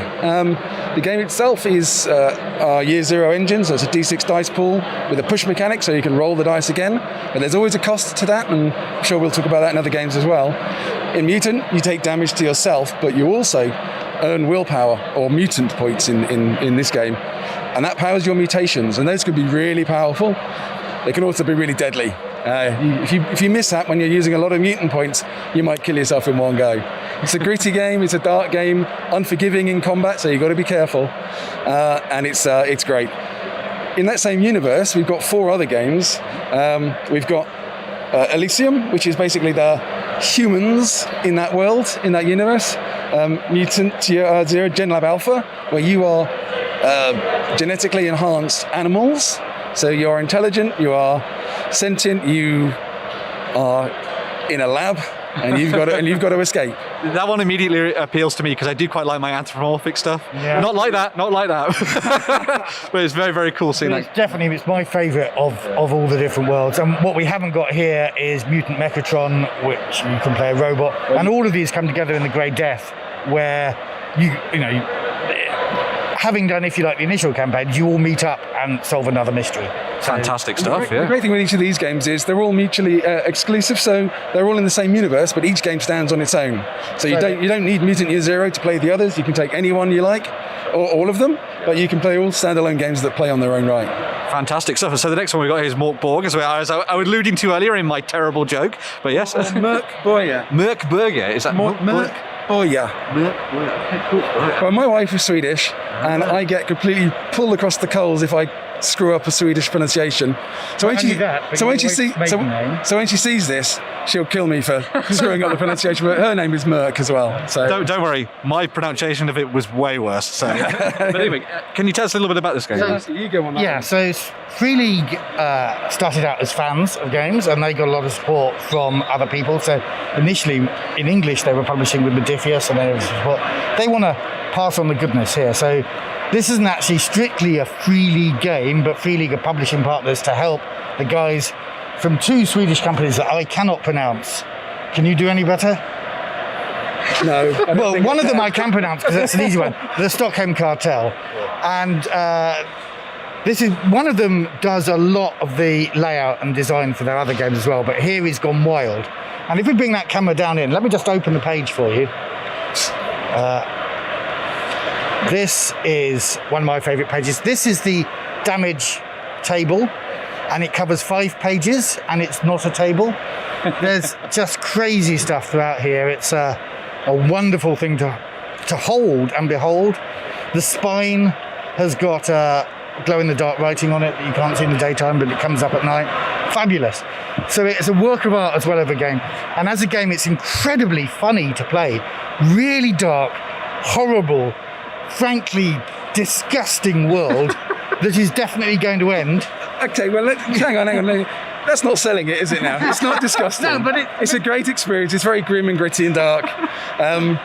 It's definitely got a style all of its own. I think disgusting is not necessarily the word I would have chosen. I would definitely use disgusting. The first scenario is called Rock Black Sludge, and then the scenario games get even worse after that. Beautifully disgusting. You haven't played, Dave, but it's hilariously disgusting. Now, tell these guys about Simbaroom. Yes, let's hear about this. Yeah. Okay, Simbaroom is it's a different system. It doesn't use the Year Zero engine. It's a D20 system, originally produced by a company called Järnringen, who is a little bit of history for Free League and Järnringen. Järnringen means the Iron Ring in English. There were basically 2 companies of guys who all knew each other. And to cut the story short, a few years ago or 2 years ago, they decided to merge. And so it was an obvious thing to do. They've all become Free League. So now Symbaroum has become a Free League property, but done by a company originally called the Iron Ring. The game itself is, again, it's a gritty, dark fantasy setting. It's set in a world that's just been recently colonized by humans that are fleeing terrors in their own world. There's been a big war. They've had to displace others, so they've colonized this area, and they are settling now right on the edge of Davakar Forest, a huge forest which is ancient and old and was once the home of the old civilization of the Simbar, hence the name Symbaroum. That civilization collapsed 1,000 years ago, and there are relics, there are ruins, there are treasures, and the game is about those humans trying to find their place in that world, trying to explore all those wonders, but also the nature fighting back against the influence of the colonists. There's a corruption dynamic in it, so you can use magic, you can use dark arts, but you will start to earn corruption, you'll get corrupted, and you have to deal with that. If you don't, you become one of the corrupted, and you then are the bad guy. It's a great game. We've got a lot of supplements for it. There's a long-standing campaign called The Throne of Thorns, and we've just released the 5th book for that, which is Alberator, the Haunted Waste, which is this one here. It's episode 5, and very popular. The amount of content we've got in that campaign is enormous. We've got players who've been playing it for years, literally, and are still working through it, and it's a great stuff. As you see, we've got some other content here. We've got the Monster Codex, an award-winning book for its layout and its design. It's a bestiary, but it's a really great bestiary. When I first got this, before I was working with Free League, I was running a campaign. I wanted a new antagonist for them. I looked through this, and the first one I reached was the Arax, and that was it. I didn't go any further. So these are sort of spider creatures, sort of sentient spider creatures, and the book gives you all the information about them, but it also gives you some tactical information and how they behave and what their motivations are to help the GM play them out really well in their game. Very cool. It's nice to see like there being another sort of fantasy world out there that's very fleshed out. I've read through the core rulebook and stuff myself. Absolutely amazing. I really like the starter set for this one. It's a really good one. Really good. It's like that. The treasure hunt set here, but it didn't arrive. I'm sure we'll be selling like hotcakes. So next up, we're going to we'll zoom through some more of these. So we've got Alien here, which is the other massive one that you guys have been working on recently. Yeah. So yeah, tell us all about this one. Well, what is there to say? It's Alien. So it's now been released about 18 months. Since then, we've brought out a number of supplements. We've got Destroyer of Worlds, which is a 3-act cinematic scenario, enormously complex and long. Marines get to kill stuff, get to play tactically. Get to get killed. We also have a starter set, so if you're not sure and you don't want to go for the full book, you can get the starter set, which gives you everything you need to start the game. It's got rules, it's got a scenario, it's got dice, you've got everything you need in there.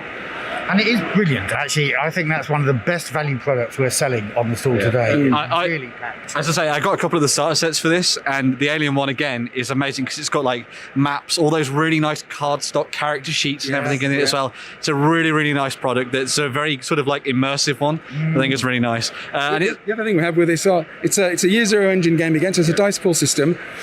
The cost for pushing in this is stress. So you gain extra dice, but it's a dice of stress. And that die can help you because it can roll a success, but also if you roll a 1 on that die, you're going to panic. Now, every time you push, you gain one of those, and you can't get rid of them until you find somewhere safe to relax and chill out a bit. So you get more and more of those, so you get more and more stressed. And eventually you're going to panic, and you're going to panic badly. And when you panic badly, anything can happen. It's a brilliant mechanic. It really evokes the horror, tense, thriller theme of the game. And it's received great praise from our players. They love it. It's really good.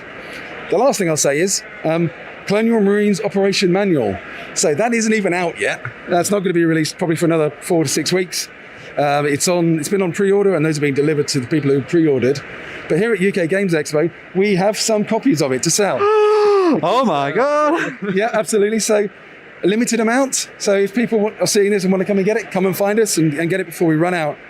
But that is a 350-page source book giving you background on the Colonial Marines, giving you more vehicles, more weapons, more equipment, some really exciting sort of black operations, and There's a Marine campaign, 7 scenarios, 7 missions, about a third of the book. So there's a really big campaign to play through there if you want to play some Colonial Marines. So there's 2 other roleplay games that I wanted to. There's loads of amazing ones. So obviously we've got Coriolis, which is amazing. Yeah, Matthew, you talk about it would also be remiss of me not to dive into a couple of these, but Gerry loves, one of our guys on our team, loves Vaesen. Vaesen. Boom. I'm learning all the pronunciations today. But yeah, if you guys can tell us a little bit about this, because I have just fallen in love with the artwork, the world, and just the premise of the game. Absolutely, we all have.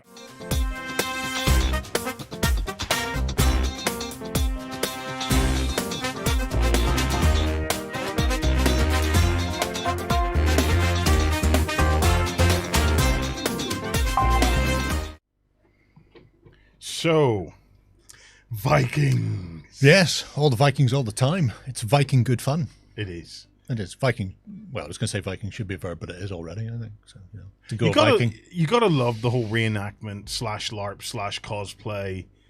Yeah, it's a heck of a circuit to be part of, isn't it? Oh, yeah. Especially, I mean, the reenactors and the living history side of things have some spectacular meetups throughout the year. Yeah. And if you're not in those areas, so Tintagel, down on the south, Cornwall, is a big one, and it's multi-period. And then there's some up in Scotland, and they tend to be themed. So when you have a castle or a specific site that's renowned for specific battles, you'll find little reenactment groups may occur there.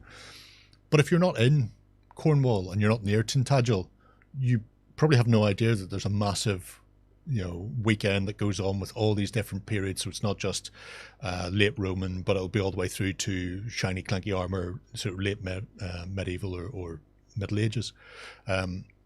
So seeing the guys there doing the Viking bits and pieces sort of exposes people to it. And if you're on holiday somewhere and there's a reenactment going on, it's always worthwhile visiting them, especially if you're into historics, because the living history side, you will get people who are incredibly knowledgeable about not just the methods of fighting, but the equipment they use, the day-to-day life as well. Because when you're at something like that, they tend to go whole hog, up to and including roasting whole hogs. So you really get an in-depth view. But I like the fact that because some of the members there are also role players and gamers, they're able to go, well, yes, this is all the historical side. Vikings are all great. Here's how the kit works. But if you're playing an RPG, think about encumbrance. You may think that, there's no weight at all to those spears, but the bulkiness of them, is a whole other thing to itself, and having to be able to manhandle these bits and pieces. And I like the fact that they go, here's the various bits of equipment. Here's the things you may not think about. Everybody has a 20-foot length of rope or 20-yard length of rope, whatever the standard is in the adventurers pack. How many people have actually picked up that to realize the weight and how bulky that is? And if you want to play with that sort of encumbrance rules in a game, it adds a whole other level of realism. And if you just want to go, you know what, no, I want 2 big swords and I'm going to go for them, then also, make the game your own. And it's worth saying in reenactment, there is a spot for all of us. Okay, you may not know what it is. I have a story to tell.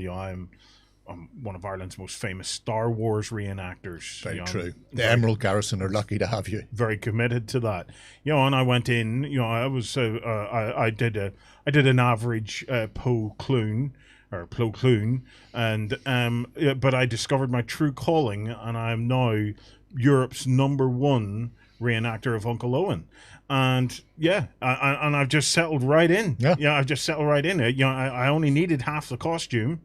And it was great. The nice thing about that is, as you age, you can just play Owen from the sequel trilogy. Yes, the sequel where he's floating around in his little hover wheelchair with one leg type of thing. Mm-hmm. There's room for expansion there. You don't have to keep yourself fit and toned like Ray Park. No, of course not. I have the perfect physique. As it is, I understand this, and it was just finding my calling, within it. So you too could join reenactors and play a character that you never set out to play. It's awesome. Very, very true indeed. It's awesome. I love this whole fancy dress malarkey. Right. Anyway, I've got a question. Okay. And I want to go back to it to address it if I can find it. Goodness me, your chat's busy at the moment. Where is this? Okay, so I've got a question for you guys that you may be able to help me with. This is from Hippie the Grim. Hello, Hippie the Grim. Let's see if we can help you. Are there any resources that I could use to get a GM? I want to start D&D, but can't find a group of like-minded people. Ooh, that's an interesting one. Generally, the first place I would start is local gaming clubs, if there are any in your area. Now, obviously, some of those are more accessible than others. Any town that has a university generally has a gaming club in it of some description, because you get lots of people landing up the doorstep going, I've got a student loan, let's play some games. So they tend to thrive in university towns, but outside of that, you may find it more sort of hit and miss. That's if you want to sit down and play with people in your area. Beyond that, we're getting into a much more digitally type age, which allows people to play on things like Discord or Roll20 or Tabletop Forge, something like that. I think it's TTF. And those are obviously virtual tabletops, but also within them, you'll sometimes see people looking for players, so they'll have games set up and they're looking for people to join in, so you can get it that way. If there's a specific game you're interested in, D&D, there may be Discord channels for it. D&D for a long time had a thriving Living Greyhawk was the name of it. It was a worldwide campaign that ran across the world. So if you were in Australia, you had your own part of that world.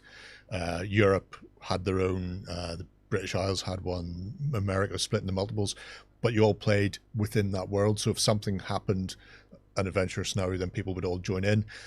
That used to be played across conventions, but I think they're still doing something similar, not the Living Greyhawk name, but in that capacity where they encourage gamers all to sort of play on the same world in a big pot. So you'll find Discord servers and things like that. On that topic, actually, right? Hippie the Grim, I don't know if you're a member of our Discord server. We have a Cult of Games Discord server. You don't have to pay anything to join. It's completely free. If you're not a member, could one of our team, I have a feeling that Free is maybe watching the live show at the moment. So Free, if you could see if you can pull the link to the page on how to join our Discord server. Reason I'm saying is that there are a number of folk on that Discord server that play D&D remotely from one another. Yes. It might be worth asking in there. And you may well find somebody with a bit of D&D experience willing to take you under their wing, bring you into their group, and say, "Hey, yeah, come on, dude, let's play some games." Yeah, let's butcher some orcs. Yeah, they're not people. You can kill as many orcs as you like, and I don't care who knows that. Yeah, you can slaughter them all. So right, there you go. Lady Auron has posted the link to the invite for our Discord. Go and get stuck in. Thank you, Free. You're awesome. Wow. Right, Gerry. Yes. Let's continue our tour of the expo. Yeah. We've been west. Where are we going now? Now we're going to East Street Games. No! Yes. No! I see what you did there.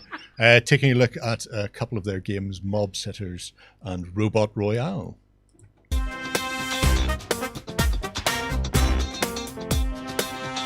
Hi everybody, we are back at UK Games Expo 2021. I have stopped off with East Street Games to find out what they've brought to the show this year. Now, we saw you guys last time UK Games Expo was on. We did. And Mob Sitters was only in prototype. Is it on the market? Is it for sale now? It is, yes. It's fully available now. We're really pleased with it. It's I think it's looking lovely and playing well, yeah. Now, I'm seeing you've got your demo tables and everything set up. People are playing, having fun. I'm also seeing this. Now, I believe this is your first product? It is, yes. That's Robot Royale, which is a completely different sort of game. It's more of a strategy sort of thinky game. It's a fairly quick game, about 15-20 minutes. Simple rules, but a lot of sort of complex sort of strategy, really. So as you play, you turn tiles and the robots move, so it's a constantly changing sort of battle arena, really. Now, let's say somebody wants to grab one of these games online. Where's the best place to go? eStreetGames.com. That's it. I see. Now, any games company I know always has something else brewing in the background. Is there anything on the horizon for you guys that you can maybe tease? Yeah, we're looking at the moment a 2-player game called The Blessings of Bixu, and one of the things behind that is a sort of a pick up and deliver contract sort of game, and it's Oh no, it's okay. It has been a long weekend. We should be fine. Yeah. So the idea behind it is that as I say, you're picking up stuff from resources from one place, delivering them. As you deliver them, you get blessings, but you have to share the blessings with the other player. So that's kind of the unique sort of twist on it. And the more that you bless your opponent, the more you gain things in other ways. So it's so that's why it's called The Blessings of Bixu. I see. So there's a nice balance of how much do I give my opponent to gain stuff for me, but the more blessing I give them, the more they have to work with. Yes, that's it. Absolutely, yeah. Well, it sounds very interesting. Whenever it comes out, make sure and give us a shout, because I love the stuff that you guys do. I have loved Mob Sitters, playing the base set that you gave us last year. I actually played my copy to destruction. That is the best compliment I can give a game, is I played it till the game could no longer be played. Thank you very much for talking to us. Everybody, get your comments in below. Have you give Mob Sitters a try? Have you give Robot Royale a try? We'll move on. We'll see you again soon.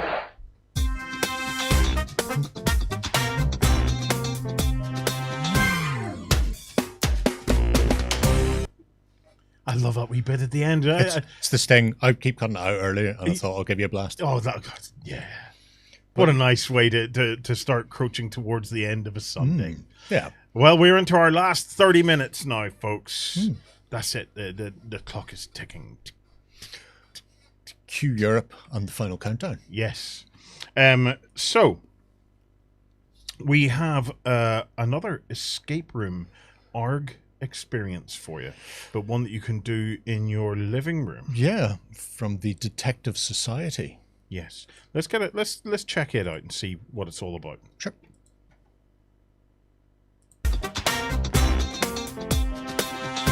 All right, guys, so we're here at the UK Games Expo. I'm here with Dan from the Detective Society, and we're going to dive into something a little bit cool, a little bit weird, a little bit wonderful. So this is an escape room in a box, is it? Yeah. So we sort of describe ourselves as halfway between an escape room and a detective TV show.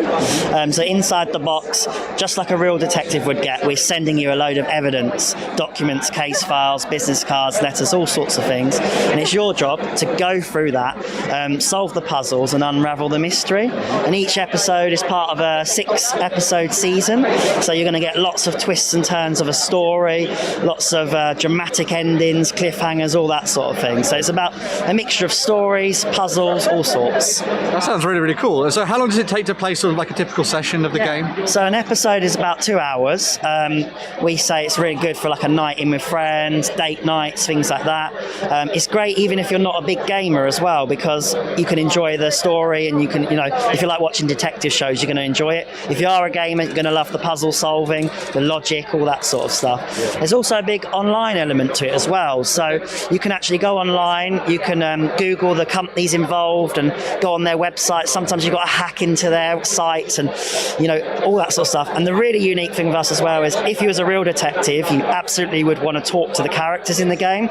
So if you get given a phone number, you can phone that character up, you can email them, you can text them, and they'll be able to give you some information to help you out with solving the case. That sounds really, really cool. I like that kind of mix of traditional sort of escape room style experience with also a little bit of ARG in there as well. It's really, really cool sort of idea that you guys have fleshed out. That's it. We come from a mixture of backgrounds. So there's 3 of us in the business. We're a small business.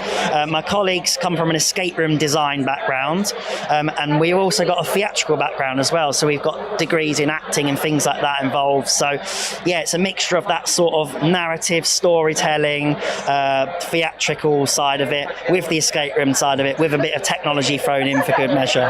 Sounds absolutely amazing. As someone who's really loved playing through things like Sherlock Holmes, Consulting Detective, and played the exit games and things like that, I love the idea of diving in and solving puzzles and sort of knitting a storyline together. But I like the fact that you've gone to that kind of like extra level, as you were saying, so you've sort of brought in all that ARG element as well. So it sounds really, really fun. Yeah, we really like those games as well. And I say, we're not like a traditional board game. You're not sort of playing cards or moving around. Everything in the box is like realistic. So it's supposed to feel like a real life detecting experience. Exactly. I am very, very tempted. This sounds really, really cool. As you say, I think one of the nice things about this is that you can try and get non-gamers into it in a sense. So, like, I've seen a lot of people talking about the fact that things like Sherlock Holmes, and of course this, are a great way to be like, oh no, I don't want to dive into games. Well, you've watched TV shows, you love trying to be like solving the whodunit and things. Why don't we sit down around a table and play around with it and stuff? So that's it. And I think, my partner, she's not a big gamer, but she loves solving crime. She loves murder mysteries. She loves detective shows. So we had a great time when we was playing through the first few episodes as well, when we was play testing it. So absolutely. So if someone wanted to find you online to learn a little bit more about it, where do they go? So it's the detectivesociety.com. You can subscribe to the games, you can buy single episodes, you could buy a whole season. So different ways to access the content. Absolutely fantastic stuff. So I might have to go off and try and do something about this. I think there's a mystery that needs solving. Yeah. We'll be back in some more videos very, very soon. Thanks for watching, guys.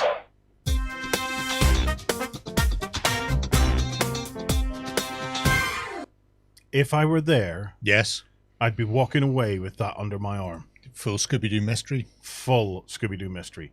I love that. And do you know what I especially love?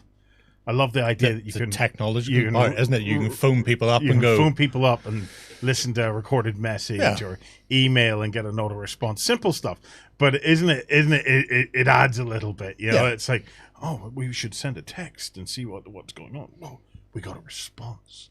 I think Andrea and my kids would love that. It definitely sounds like an awful lot of fun, simply for the interactivity of it.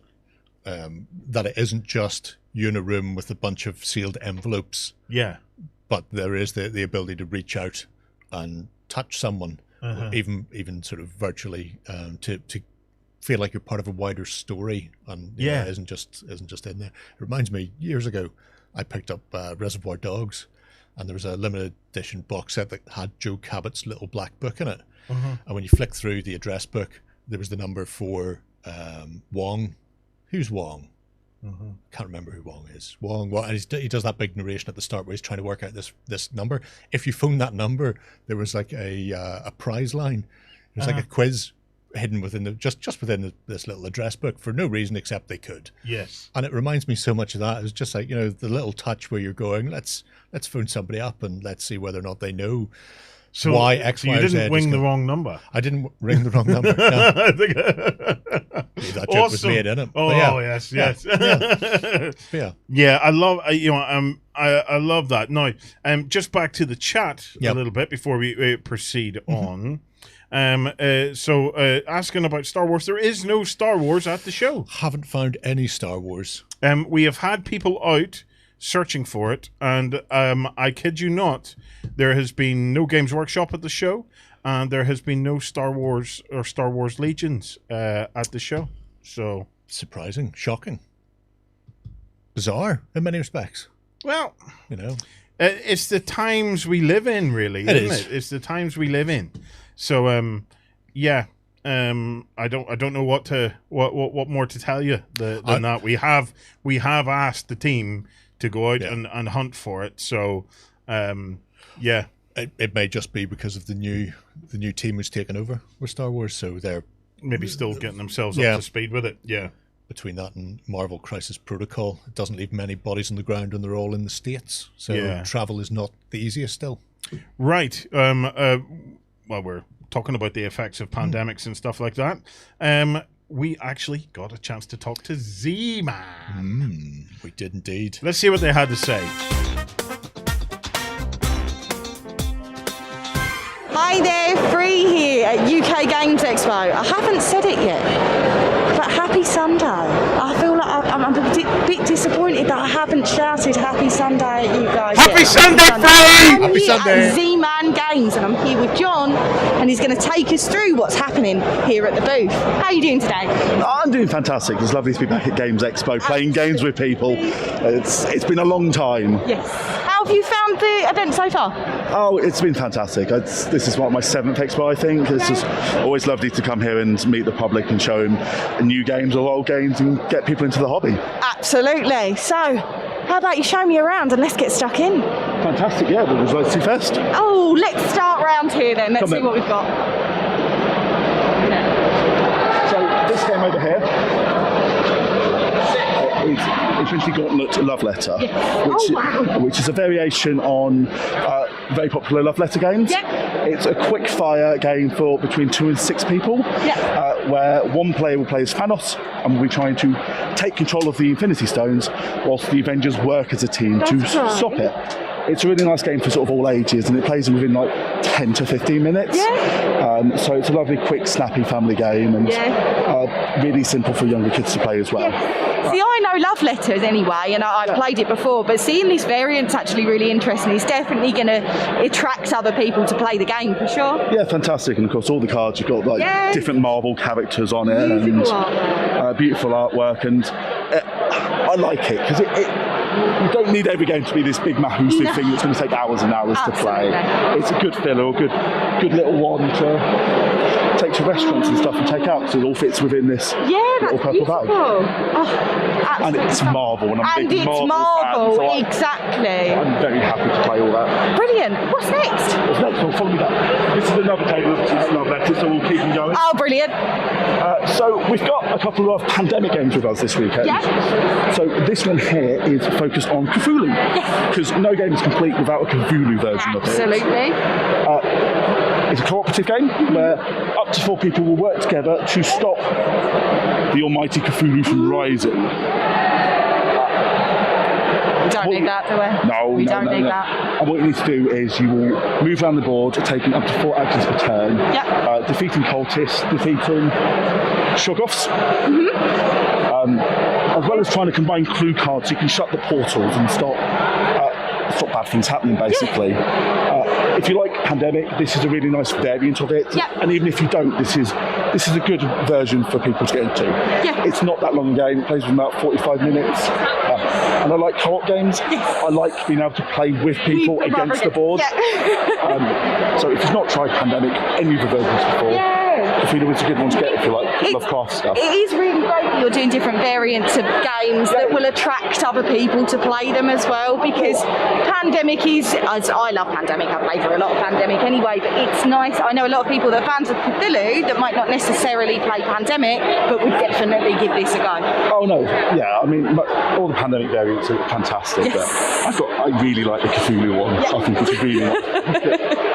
Where have we got next? So over here we've got a classic game. So this is one of like our gateway games that if you've not been in the hobby before, this is what you need to play. We've got a fantastic demo here, Michael's been showing off. Carcassonne, it's a tile building game. You'll place tiles down and place your meeples on it, and you just want to score the most points. So you want to complete cities, get them completely surrounded, or get roads from a location to another. It's a really lovely, simple game that if you've not been in the hobby for long, or even if you have been, nice to learn mechanics and it's one of the first games I played to get into board gaming. I always have fun playing this, and I'm always happy if it comes out on the table. I think it looks pretty. It's like you're making a picture on the table. Absolutely. How have people enjoyed Carcassonne this weekend? It's been fantastic. This has been like a demo doing it all weekend, and everyone is always happy to play it. Everybody been having always fun? happy how many new people who haven't played Carcassonne before getting into it. And people like, you know what, let's have a quick game of this. I think we had someone prepping for like a tournament game, so just giving it a quick go before they went on it. Exactly. But it's Carcassonne, it's a great game. It is, guys. If you are looking for a board game just to get started, it really is the perfect. You'll get to learn the tile laying mechanics. It is absolutely stunning as well. So if you are around, make sure you check out Carcassonne as well. No, absolutely. I've got 2 more games to see if you want. 2 more? Absolutely. If we head on over here. Another Cthulhu. Another Cthulhu. I'm very excited for this one. We're back to another Pandemic. Yes. This is Pandemic Hot Zone North America. Yes.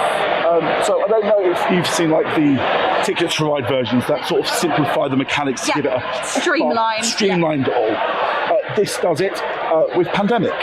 So you have a fewer disease cubes. The rules have been changed slightly, but I feel like Pandemic that you can play in under 30 minutes. It's a great reduced size game that contains all of the mechanics that you know and love about Pandemic.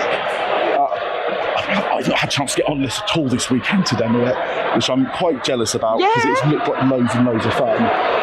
See, the thing what I know about this is just a kind of condensed, streamlined version absolutely. And you guys have got the Hot Zone Europe coming out soon as well. Yes, we do. So it's growing, it seems to be working, and people really do like the idea of streaming Pandemic out, having a smaller game, not having to immerse yourself in such a long campaign and being able to cooperate on a smaller level, and that's fantastic. No, absolutely. And this has been one of the more popular games that we've had all weekend. Yeah. So, and I'm not surprised. Not at all. I think everyone has enjoyed it as well, which is great. I'm so glad. And now, are we on to our last one? We are on to our last one. Heartbroken by the Z-Man tour. What have we got? So finally, we have got Stuffed Fables. This is right up my street, Stuffed Fables. I'm glad we've ended on this one. This is a lovely storytelling game with some strong mechanics behind it. And it comes with some of the cutest miniatures ever. They're just adorable. I have not seen this table empty all weekend. It's a cooperative game. You play as Stuffy, you play as stuffed toys, and like at the start of it, your blanket gets stolen by some evil creatures, and you've got to work together to try and get it back and follow the story through. It's a gorgeous like little RPG game mixed with some good game mechanics. I think the thing that I love about Stuffed Fables especially is that there's no board to play. You play out of the storybook. You play out of the storybook, so that is the unique selling point. That's its unique. That is a storybook there. You see on one side you have got the current location, on the other side you've got the story to read through and the various things that happen at certain points. It's a gorgeous game, and I'll tell you what, actually we do sort of have one more game if you want to see it. It's the expansion, isn't it? It's the expansion. So over here we've got Oh Brother, which is the expansion for Stuffed Fables. It contains a new storybook, it contains new pieces and a couple of new mechanics as well. It's a great little addition to Stuffed Fables. If you haven't, you've already played it through. And it just extends your playtime. So with new stories, there's new characters as well, isn't there? Yeah, new characters, new stories, new storybook.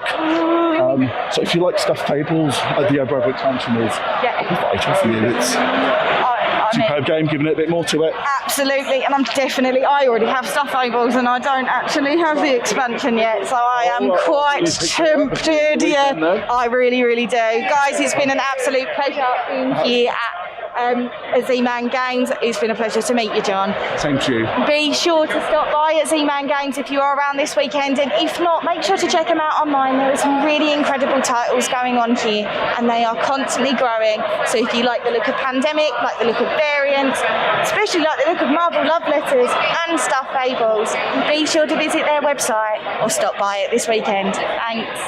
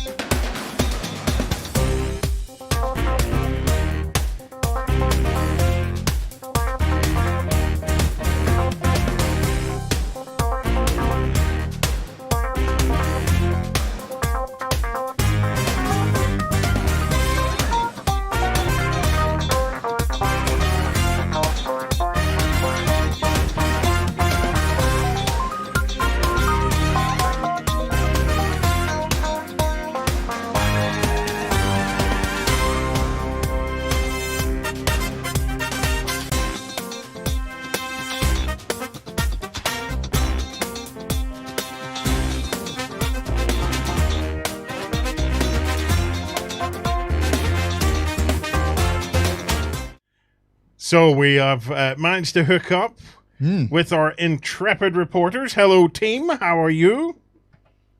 We are all very good. We are tired because we're closing in on the end of the event. We have been all over the con, but it's been really good. So, what has been your individual highlights? We're 10 minutes from our close. You guys still have a couple of hours work still to do over there to catch the last bits and pieces of the show. But now is the only chance me and Gerry's going to get to ask you, what was your best bits? Okay, well, I'll start with Ben. So the guys back home are asking, what was the highlight of the show for yourself? Weirdly enough, I think my highlight for the show was actually seeing Justin do the Viking thing that you watched earlier. I think that was fun. I thought that was really, really fun. The other one that I was really, really interested in actually is one that you'll hopefully see later on the live blog. I think we may have talked about it on the live stream as well. Was the Detective Society thing.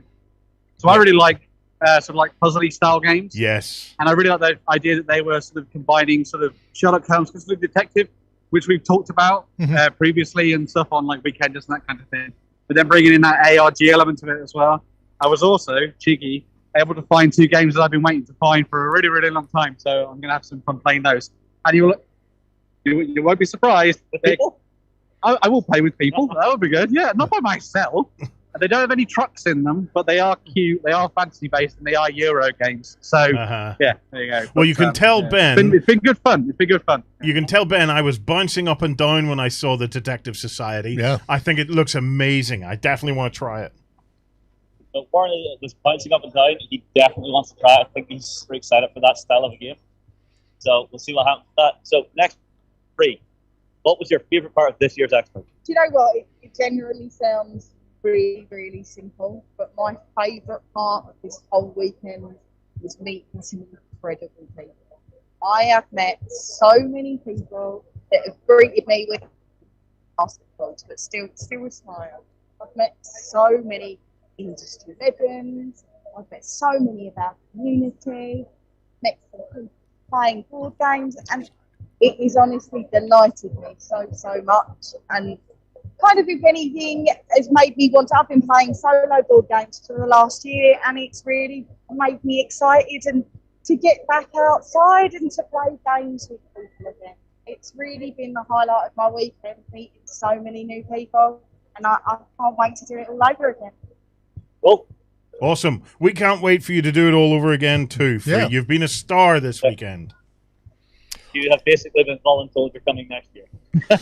Okay, so Justin... as I said, it'd have to be a battle royale situation. I will be coming. I have to. So, Justin, the community has a similar question for you. They are wondering, so which of your van braces was your favourite this weekend? Good question. Oh, well, I'm a lefty, so clearly, that's the one that I lead with. But no, if I had to pick something out from the weekend, it was something that surprised me that I did not expect to see here, and that's the SEOcast stuff. Yes. I think we are about to see a paradigm shift in our industry with that technology. I'd agree with that. It's so easy to use, and it looks like you're going to have smaller companies are going to be able to run up such high production and actually compete in the industry. It's very cool. Yes, I would agree with that completely. So my next question to you guys then is so for anybody planning to go next year, let's make the assumptions that things start to get back to some form of normality next year and we can all plan our trips. Have you any convention tips based on this kind of new reality we live in? So they're asking for convention tips for next year at the show. With the reality we now live in, so assuming everything happens next year to plan, what would be your tip for someone coming to the show? Okay, so well, I've got a couple of tips. I'll give a couple of tips, okay, right? So I would book in early with hotels. Always a good shout. One of the nice things about the UK Games Expo is because there are so many hotels around it, they're always packed with gamers anyway, so even if you can't get a game at the convention, you'll always probably be able to find someone at a hotel that you can play with. Secondly, make sure you book a ticket for all 3 days, okay? I know this sounds weird, but book a ticket for 3 days because you'll never get around it all in one day. And even if you do see all the vendors, you'll want to spend at least 2 days playing all the games that you found and the demos and all that kind of thing. As I said, one of the massive things about this year that I think has gone down so well with everyone, and all the vendors have talked about it as well, is this idea that the open gaming space is just ram-packed with people, because obviously they've spent 18 months, maybe a little bit longer than that, locked indoors, playing all their board games on like Tabletopia and all that kind of thing, which is fine, obviously. A lot of people just want to sit down and play games with their friends in front of everyone, and it's been really, really nice to see that. The other tip I would say is bring lots of water, because you'll be walking around a lot, and also, and comfy shoes and water. Gel insoles are good. Yes, there we go. Yeah. So, All right, so Free, convention tips for someone coming next year. Well, Ben's literally said the one I was going to say, and I'm going to mother all of you now. Guys, when you do come to the convention next year, and if you are going for the 3 days, do not, and I will say this from experience, because I've got so excited over the last 3 days, don't forget to eat and drink. Do not. Make sure you take your break. There is so much fast pace in here, you will get lost in time.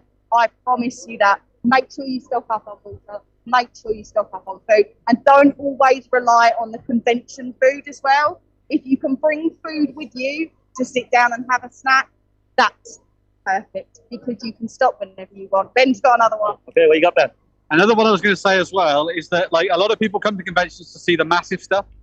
Don't ignore the indie things. Like, we've seen so many little tiny games and new stuff that's been coming out or going to be coming out in the next couple of months.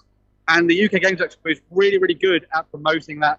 Like, one of the massive things is, obviously, you can come and see Z-Man, you can see all the Asmodee stuff, you can go and see Coiled Spring, all these different people, which is fantastic. But you will always find little tiny hidden gems. And one of the things that I think the organisers are really, really good at with UK Games Expo is making the space for them, in a wider context. So it's really nice to be able to see that sort of like shift of things from the massive to the very, very tiny. Things that are maybe even just in the kernels of development, but it's fantastic to see that kind of thing as well as the big stuff. So, Adding on that, when you come to this next year, you'll get the perfect opportunity to try new games. I am lethal for sticking to the same cutesy, cuddly, but also dark and stabby on the other side of things, but I do tend to stick to the same genre. If you know your publisher, even if it's a big one, so Z-Man, for example, they have got games pitched for different gamers. So if you're comfortable with a publisher, you can sit down and try out the different games that they have on the stall. Same for fantasy-like games. So you should definitely try and get out of your comfort zone when you come to these events, because it's the perfect opportunity to try something new. And for myself, I would say to anyone coming next year, hopefully things will ramp up to be as big as they always were. Don't forget to go beyond the expo. There is more to this show than just the Creators Hall or the open play area. All of the seminars and the live shows and entertainment pieces that are put on are some of the best things of an evening if you're looking to sit down and have your funny bone tickled by, say, John Robinson in the dark room. Don't forget to go for it, but don't forget to book those early, because the seats do go fast. There we go. Fantastic stuff. Well, team, I just want to pass on a massive thank you for all of your hard work and effort over the course of the weekend. I will say, Gerry, I actually really enjoyed this. We couldn't be there, so we had to accept we couldn't be there. But I actually really enjoyed watching the expo like this. And the interesting thing is, if I might go to the odd convention, as a civvy, all right. And I never get the access to find out stuff that I do whenever we have a team there with microphones. So you guys have brought us a version of Expo into our homes that I'm honest, many of us wouldn't even get if we were there in person. Hey, we've got Cylons. To end things out, I think we might be getting taken away by the Cylons. Before we go, we need to get. Oh yes, of course, John. Yeah. John, Proper Cylons. Look, getting a buff. So, Jono, there's the hat. Happy John. Oh, absolutely. So absolutely. You have to aim. So how much discount did John manage to get on the hat? And realize that you're going to buy one really stupid thing. I think he almost got a quarter off. The hat, discount on the hat. Shush, we don't talk about that. Warren asked. I got a little. We were assuming it was all ramen noodles. I was and very beans. nice to them on the stand. Clockwork Arcana were absolutely amazing.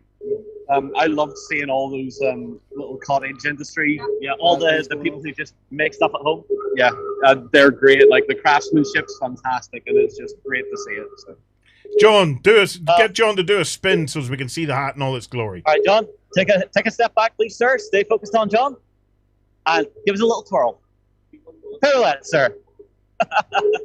It is magnificent. It is quite the drip there, John. Well done, my man. Well done. Right. We will probably leave you guys now to be accosted by those Cylons. Free, you are my Starbuck on that side, so it's down to you to save them. You're not Starbuck. What? You're one Starbuck. Okay, right, guys. Thank you very much. We will chat with you again soon. And there we go. We have reached the end of our expo, Gerry. We have. It's been a fun-filled ride. We hope that you enjoyed this at home, and it gave you access to the show in a way. We've tried to bring you the best, and we've tried to get you, I suppose, as much info and crack as we could from the show. It's been an absolute pleasure to spend the 3 days with you at home. We've all been well. We will see you guys at Expo next year, and myself and Gerry may well be there. Who knows? And if you're interested in seeing more, there is more coming. There were videos still being uploaded and getting ready for the live blog, even as we were interviewing the guys. So you can keep tabs on that over at OnTableTop.com. And also you'll get a chance to see the award ceremony that happens in about an hour's time. So later on this afternoon, you'll be able to see exactly how Vesson won Best RPG. Guys, thank you for watching. We hope you've enjoyed UK Games Expo 2021. We will catch you again soon. And remember, you can always come over and spend your weekends with us over at OnTableTop.com. And if you become a Cult of Games member, you get to spend your Sundays with us. And that is quite awesome. Worth the price of admission. Oh, yes. Right, guys, we'll see you again soon. Thank you for watching.